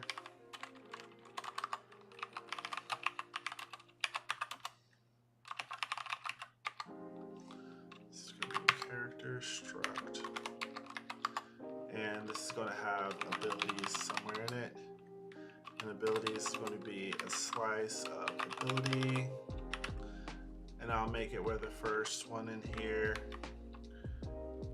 is going to just be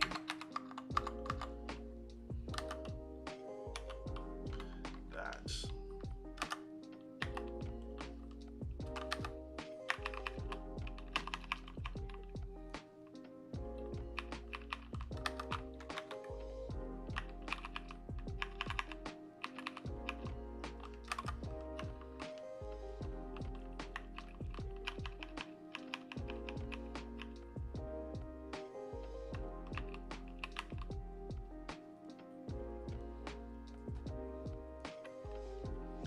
How do I tab again? I think it's this, no?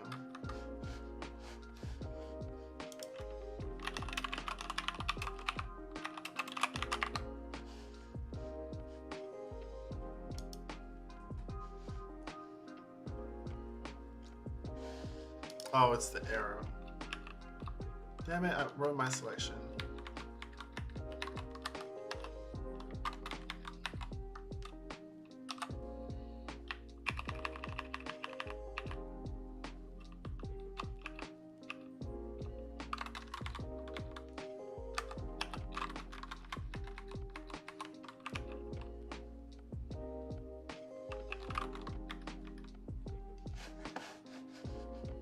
Oh, you know what? Let's let it do it for us. Oh my. Missing composite literal. This is not a hard thing. Why am I getting? Oh, I know what's going on here. This.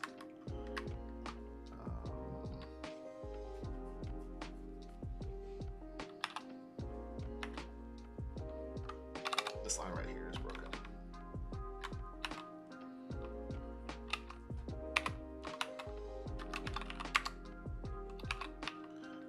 Nope, no. Oh, okay. I got an extra.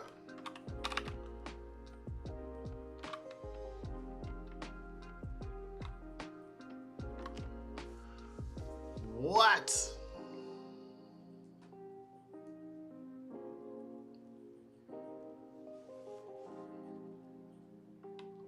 But I used it up top.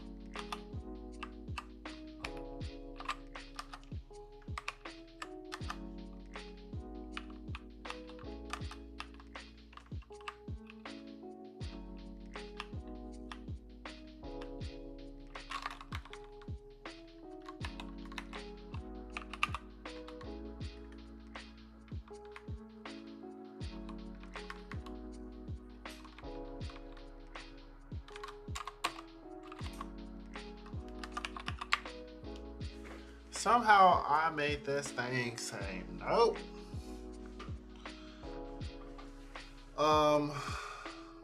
Okay. I'm just gonna take a screenshot.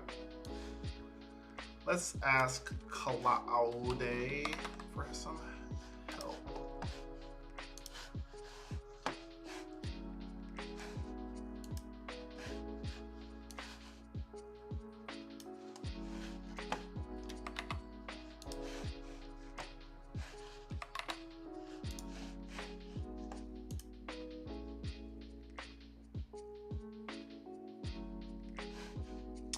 Oh, we got some questions here.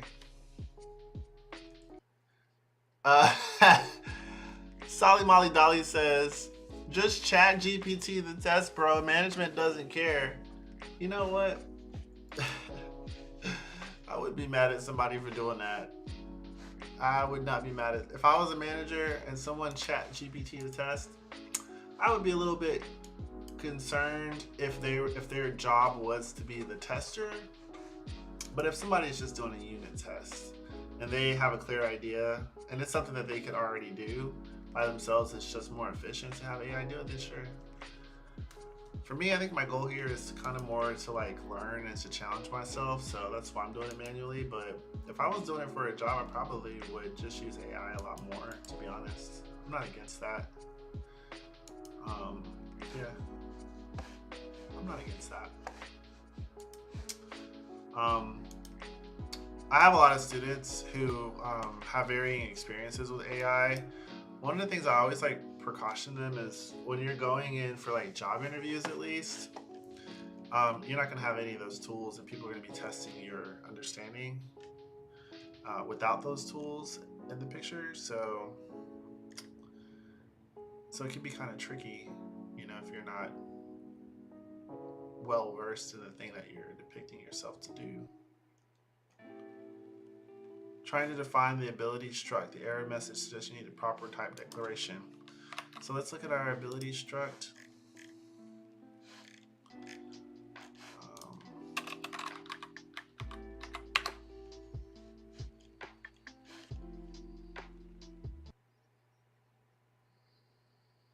Name, status effect,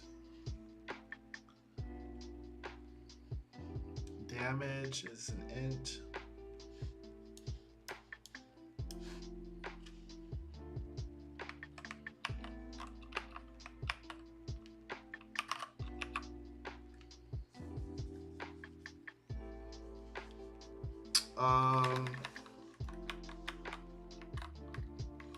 Oh, I think I know what the issue is. I shouldn't have deleted that curly brace. That curly brace needed to go actually right here.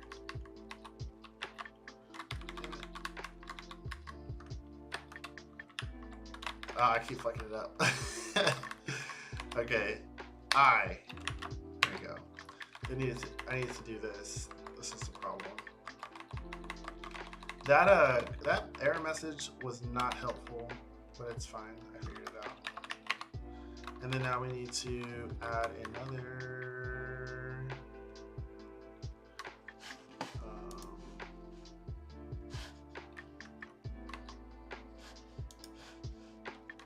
column here.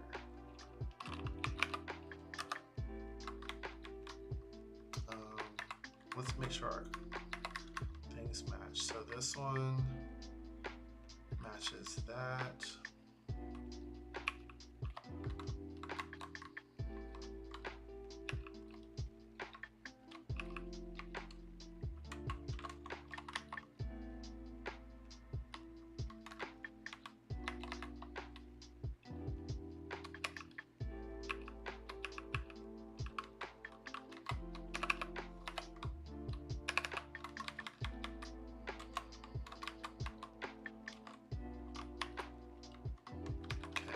This one here matches.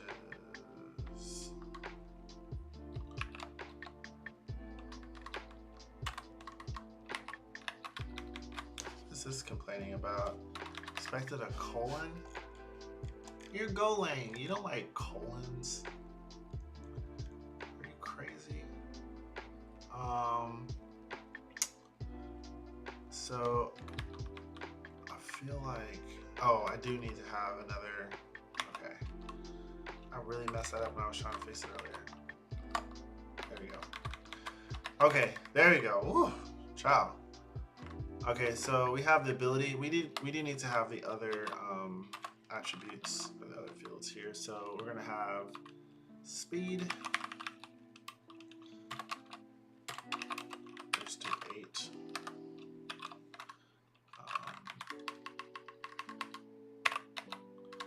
Yeah.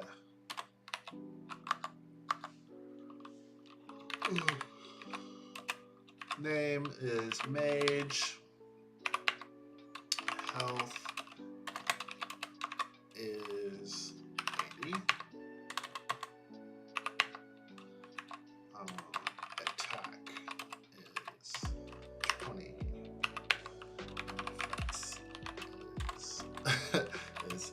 Defense is 5. Okay. So this is a complete character with one ability. And then I need to have an actual target for this character. So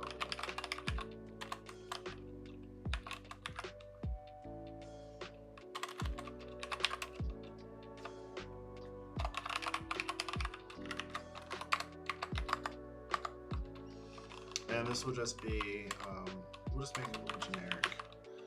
We'll call it punch and bag. Punch and bag. Yay. Punch and bag will have health 1,000. Attack 0. Defense 0. Speed 0. Abilities.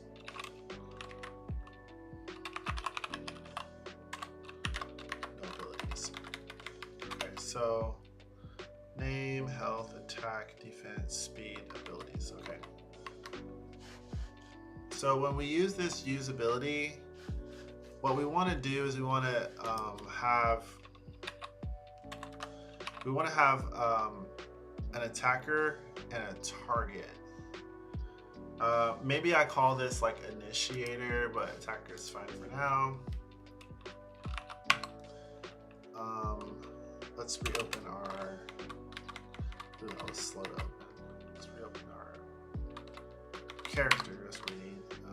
And then the character is going to have this usability method that we're going to be testing over here. Okay.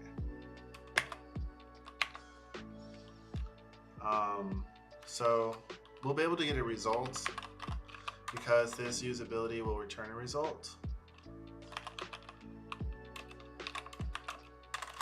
Right now, it's just going to return some dummy data, placeholder data.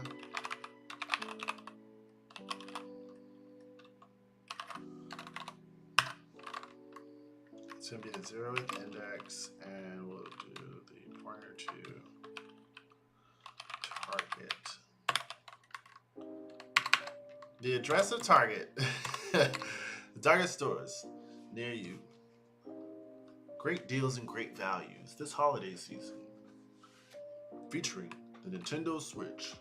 Now the low price of only $249.99. The same exact price it was when it came out this Christmas for Black Friday.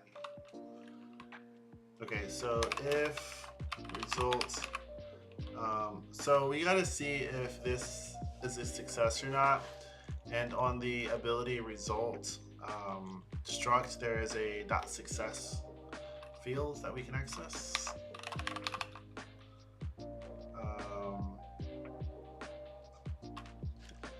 Yeah, there's a .success, and we can use that.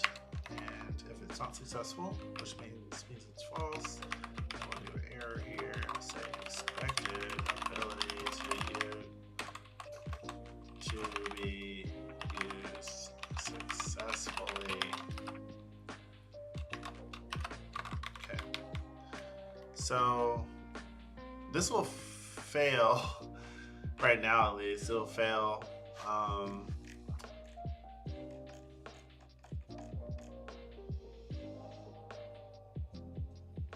Yeah, it'll fail right now, which is okay.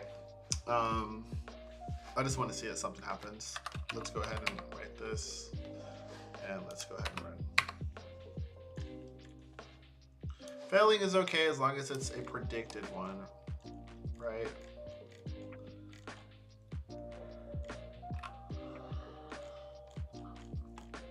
Where'd it go? Oh, I went up too high.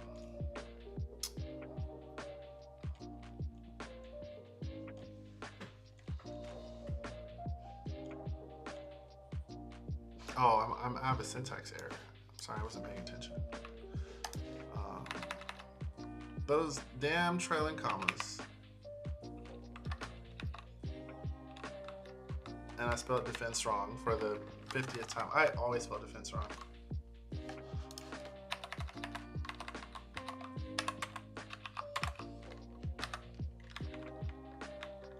And this needs to be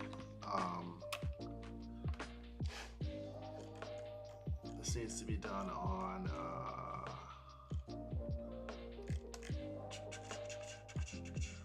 attacker.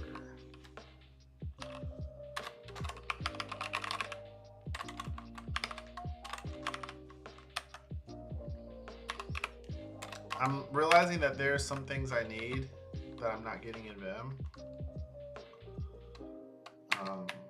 Like the ability to see some feedback as I code, instead of having to wait. Oh, I spelled defense wrong here as well.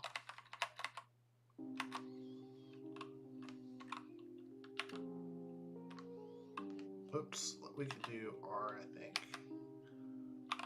Yeah, there we go. Cannot, oh, health needs to be a integer. Okay. We're good? Are we good or are we good? I think we're good. Okay. So let's run our test again.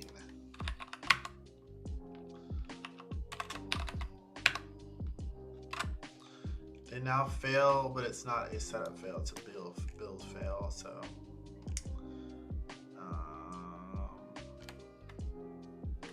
I left special moves somewhere in here. In game test.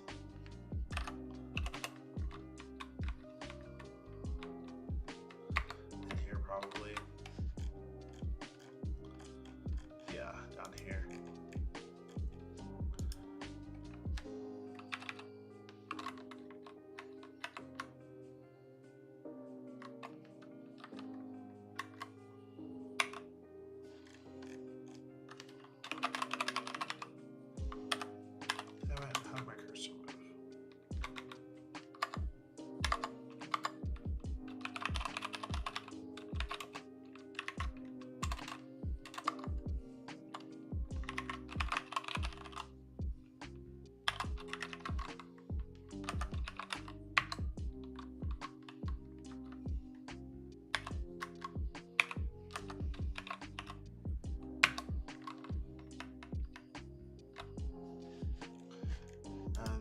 Here, I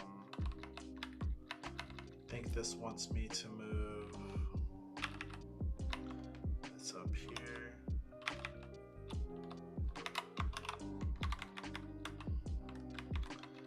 And then it probably wants me to move these up top too.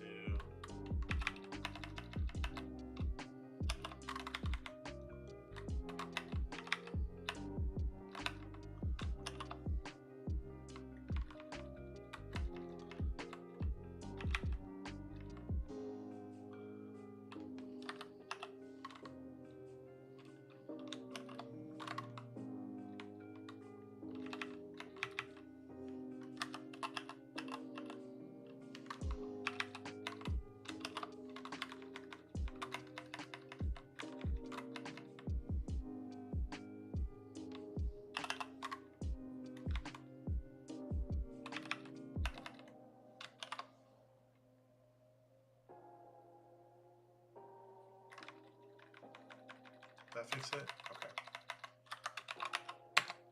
I definitely need to go back and like refresh myself on the actual rule for organizing the fields on a struct.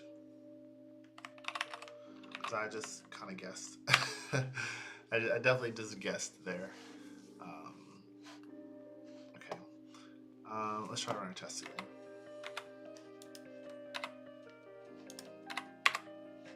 It is 11. I need to go to bed. Okay, so it is failing, but now it's the actual test failing. So I think that leaves us in a good place. So let's just leave some comments here so that I know where to pick up when I start this again. So I'll just focus on that. For this test, now that we have the basic setup with the characters and the attacker and the target and stuff, and we know that we can, oh, this is not in our file.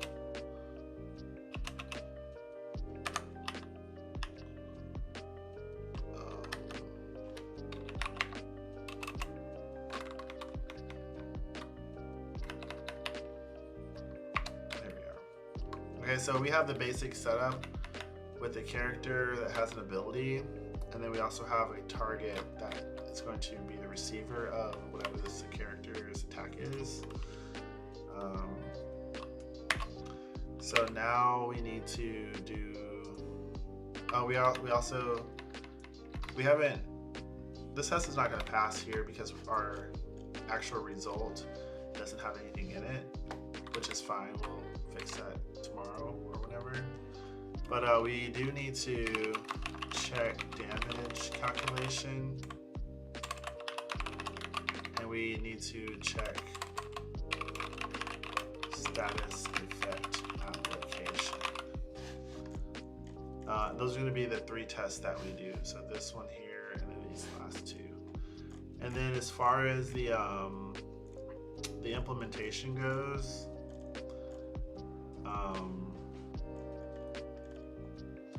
all we need to do is have 2,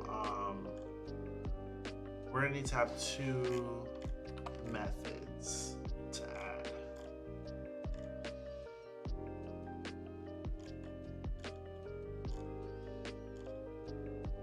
Yeah, we're gonna have to have 2 methods to add. One method that is going to, well, we gotta finish this usability. That's one, and then the other one's going to be a method that will be called whenever we need to apply the status effect. So like every round when there's poison, do the poison damage basically. And that's going to be its own thing. It'll be its own thing to handle all active statuses. All active statuses that the character is holding, at least. As far as when that will be called,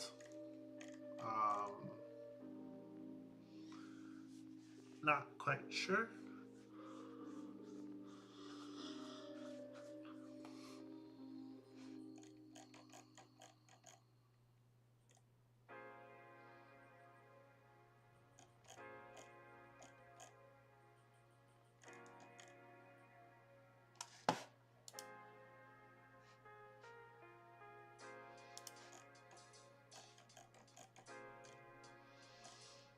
Yeah, I'm not quite sure about this applied status effect thing, but that's fine. We'll just figure that out when we need to tomorrow.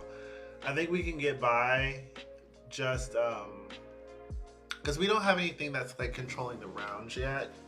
And I think that that's where we would need to do this. But if we just call process status effect on the character manually, then we'll be able to see the effect that it has on the character's health. So yeah, we don't need to have that integrated into anything because that's not going to be usable until we have some sort of like game round system figured out. Okay, so at least within this usability, we kind of have an idea what to do. So we're going to start off by grabbing the ability at the index that we set here.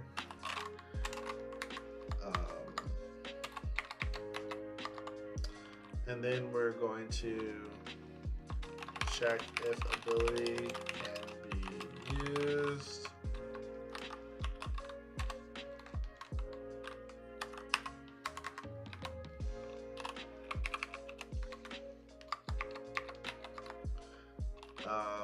We're going to apply the damage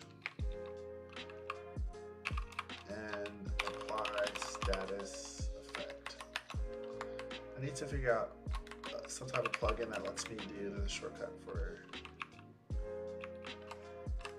auto comments. So apply status effect.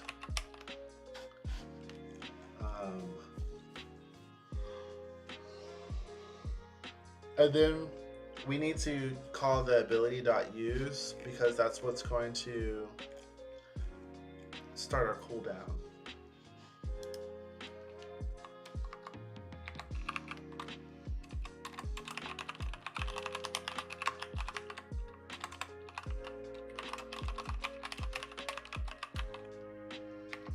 Or to set cooldown rather. And then lastly, return the ability result.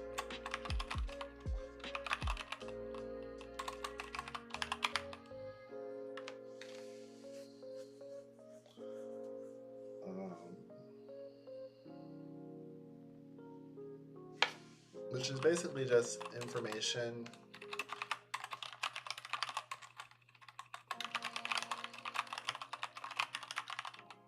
about what happened. So at some point, I'm going to have like a game state, like a overarching game state that I'll store a lot of this stuff inside of so that I can put it in a database and be able to kind of recover just old game history and be able to like look at any specific game and look at what happened on each round of that game and have that accessible, and probably do some cool stuff with data visualization or whatever with that too. Excuse me. Okay, so we have that method, and then we're going to need to add another one. This method's going to be process status effect, handle all active status effects.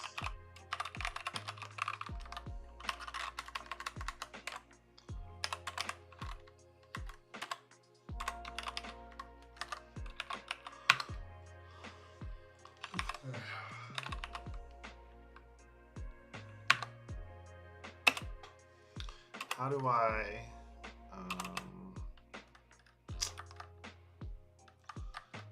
I see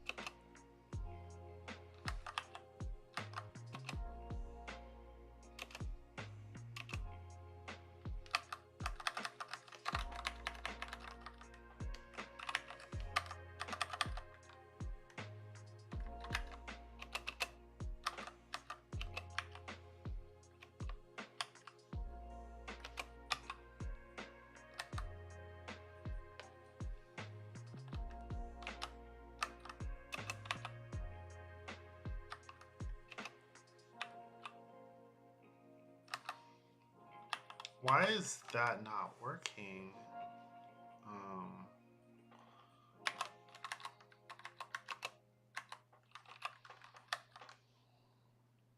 Why does it say recording? Oh, I was recording. Damn it. Okay. So does this work now? Okay, I was like tripping out for a second. My little file explorer wasn't working. Okay, so I need to figure out like what I'm thinking that these stars and X's must mean something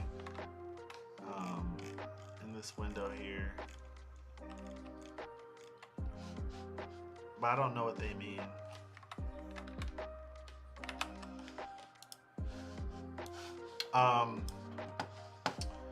There's a video actually that I need to finish watching about the Vim stuff, the Neovim stuff. But let me just ask off screen on Claude. I just take a screenshot.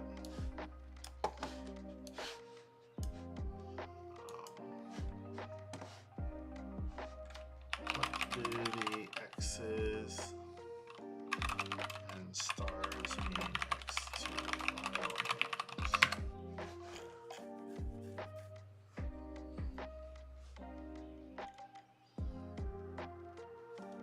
Oh, this is a get thing.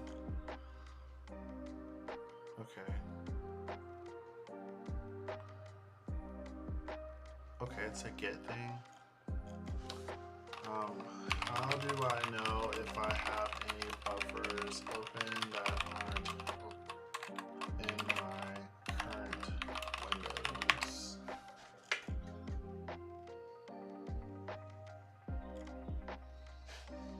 Buffers?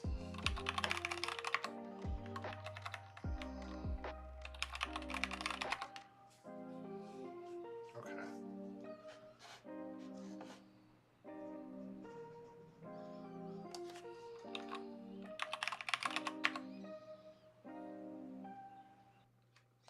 I don't know what those things mean, but so A means an active buffer, H means a hidden buffer, right? Because I'm not looking at it. The hash symbol is alternate. So, okay, so the A is the one that I'm in. Okay. I don't have any read-only ones. And I guess the number right here is the number of the buffer. Okay.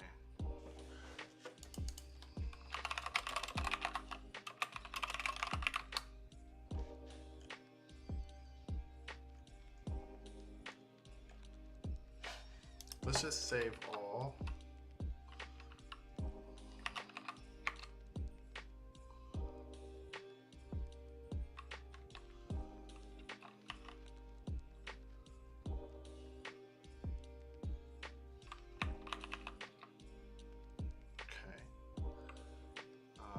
I think that did the thing.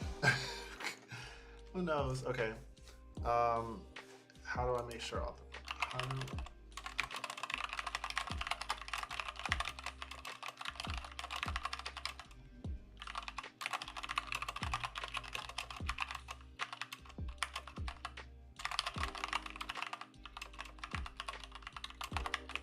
I've been getting this message in my Vim whenever I open something telling me that I guess basically I did not properly close or end a buffer.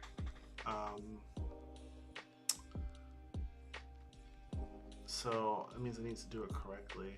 So I can just do QA. Okay.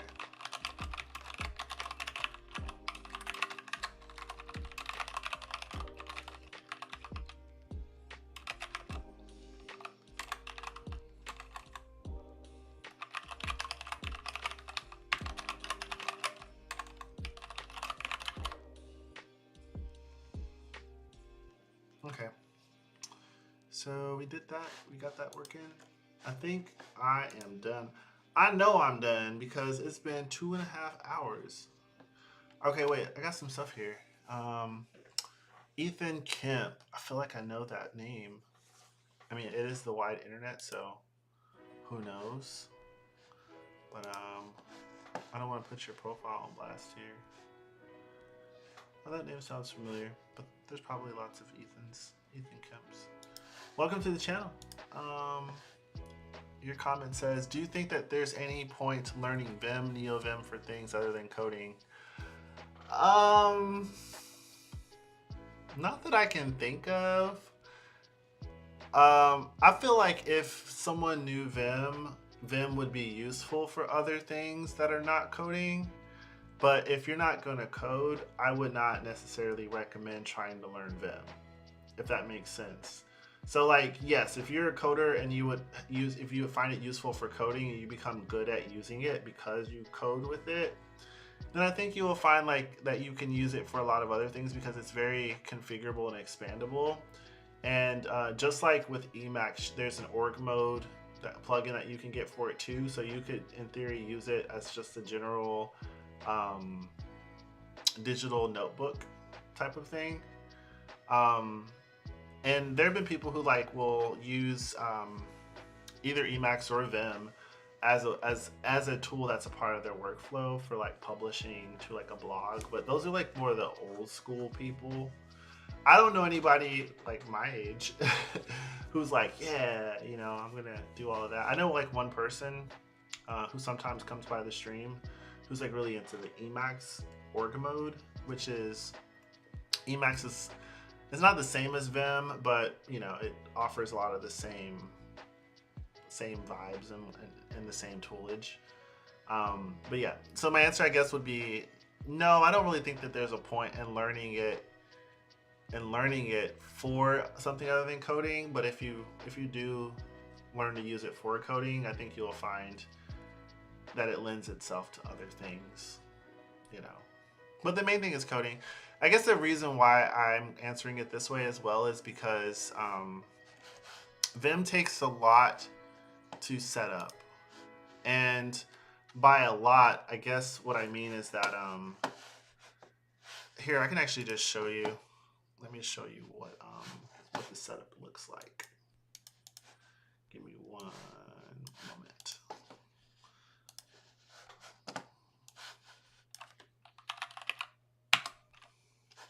So there's like some configuration files and stuff that you have to set up in order to make Vim work on your computer.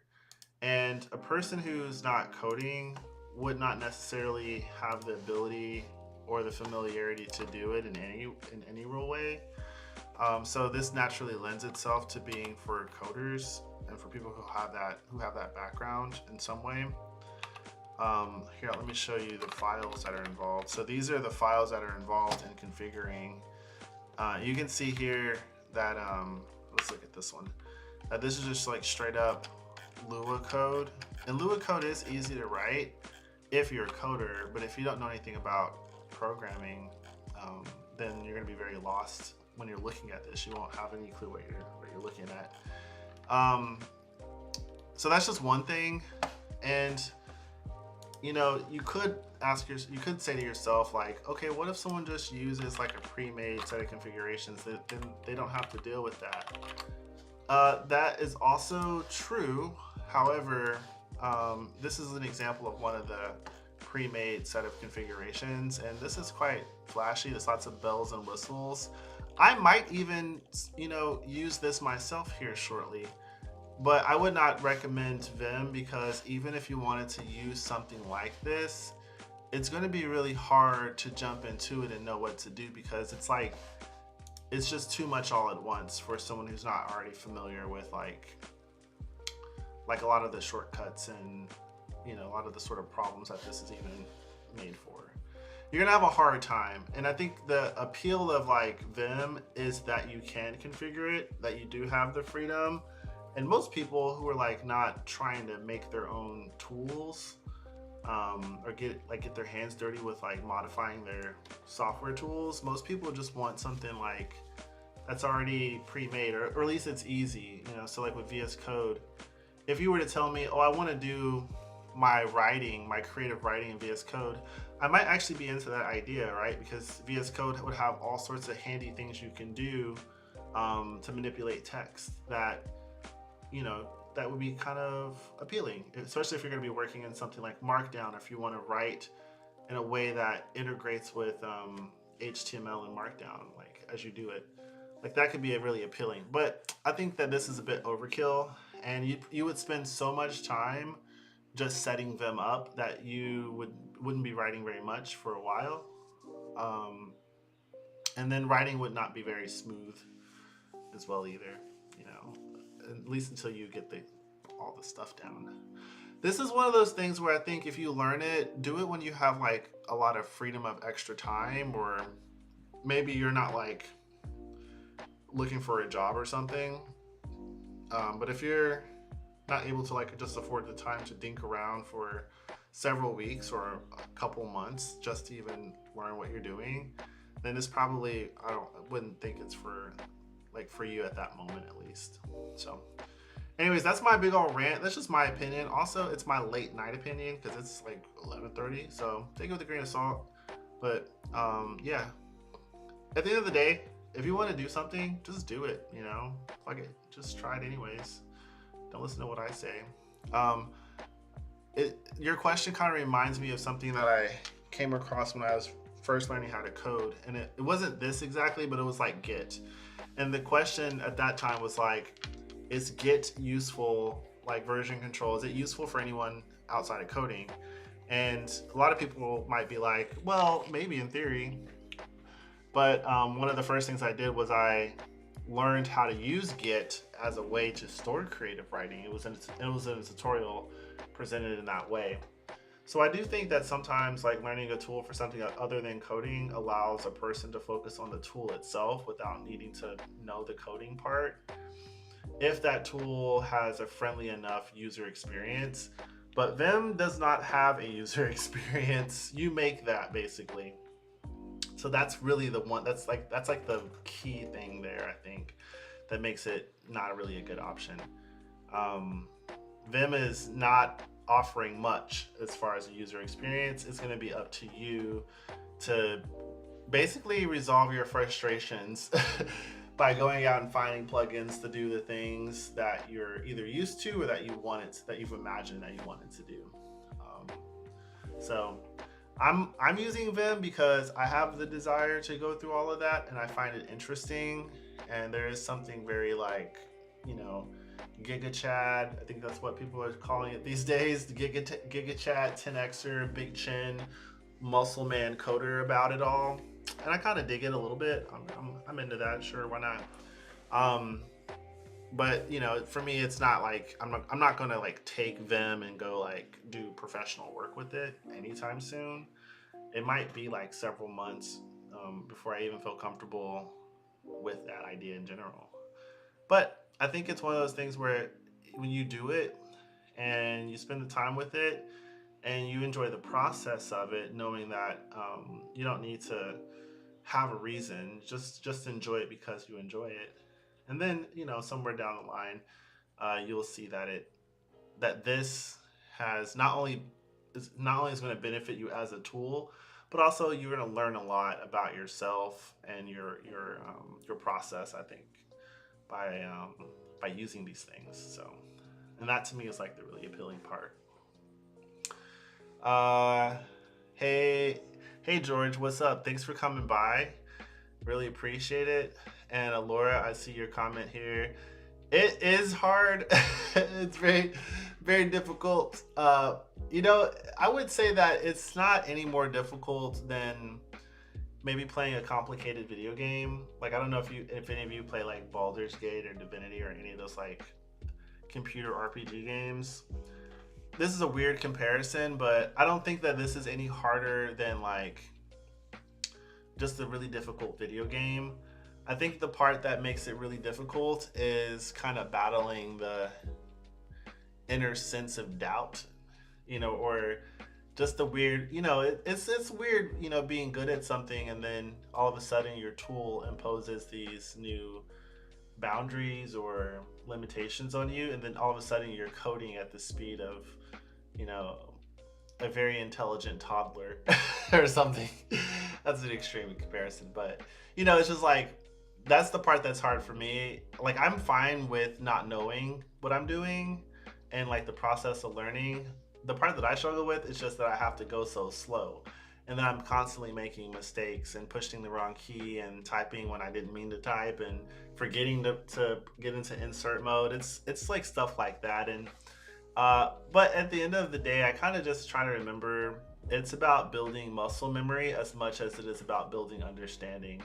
And understanding and muscle memory and having something encoded and as a part of your body map when you're dealing with like the keyboard or shortcuts and commands, like a lot of people don't really take that to be its own unique effort.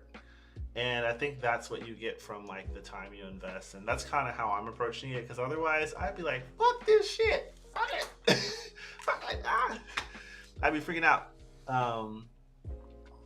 Okay. Well, thank you for coming by. I'm gonna head out. So, oh, you're learning JavaScript? Yeah, JavaScript is great. JavaScript is, I would say, the second language that I was exposed to, but it was the first one that I really learned and got work with and stuff. I started out. My dad like sent me some. I don't know. This is like back in the early 2000s. My dad sent me a bunch of like ripped CDs of different things. I think he just got some stuff from Napster or whatever, or BearShare. But one of the discs that he sent me was like the Java development kit, and so I played around with that. And I didn't do anything super fancy. I was just like making like little calculators and stuff. But JavaScript was really the language that it kind of made me feel like I could do this, but also it gave me like an actual career path. You know, other than just being someone who just played around, like JavaScript was like, oh yeah, you can actually do this as a job. Like there's a real need for this, and you could do it without having like a computer science degree. So JavaScript is great. I'm like in a weird place because I teach JavaScript all day, all the live long day. So by the time I get off of work, I'm like, I still want to code and like, you know, play around. But the last thing I want to do is JavaScript when I'm like not at work, because I don't know. I think I just want something different. Also, I'm kind of getting into like these lower level languages that have more access to the system in a way that JavaScript doesn't. Like for me right now, pointers are extremely interesting because I never really had to think about them for the first like 5 or so years in my career. But now that stuff's interesting, you know, that and like memory management and stuff. So good luck with the JavaScript. If you're learning JavaScript, can I just, I just want to make one recommendation. There's this book called Eloquent JavaScript. It's been around for a while, but the JavaScript that it teaches hasn't really changed much. But it's one of the best books that I feel like really helped me. Eloquent JavaScript. And you can read that book online for free if you go to the website for Eloquent JavaScript. It's all there. And it has live code examples that you can play with on the website too. So I couldn't speak more highly of a book. I'm sure there are other really great ones, but that's the one that really impacted me. And there's this YouTuber, this professor who has a YouTube channel named Daniel Schiffman, and he has the Coding Train YouTube channel. I also used that to learn JavaScript as well, and it was super fun because that YouTube channel teaches JavaScript as a form of creative coding. So you're making animations and all sorts of cool things that move and have color and design while learning JavaScript, you know, so yeah. So Eloquent JavaScript and the Coding Train, both excellent sources. I wish Fun Function was still around. Fun Function was a YouTuber. I watched his stuff like religiously every week, and his videos I think are still worth watching because he like really, he'll have one video where he really breaks down something, and he breaks it down in a way that is very easy to understand. Even when I was first starting off, I could watch his videos and completely understand what he was talking about. And I think he worked at like Pandora or something, one of the like music companies. But Fun Function, yeah, that's a great YouTuber. I think he might have recently or more recently started making videos again, but I know he took a break for a long time. So if you go there, even his old stuff is still worth watching, I would say. Okay, I'm gonna catch y'all later. Thanks for coming by, and welcome to the Wolf Pack. Go ahead, subscribe, hit that like button, and all the other stuff that people say when they leave their videos. I forget, I don't know all those words, but I'll catch you later. Peace.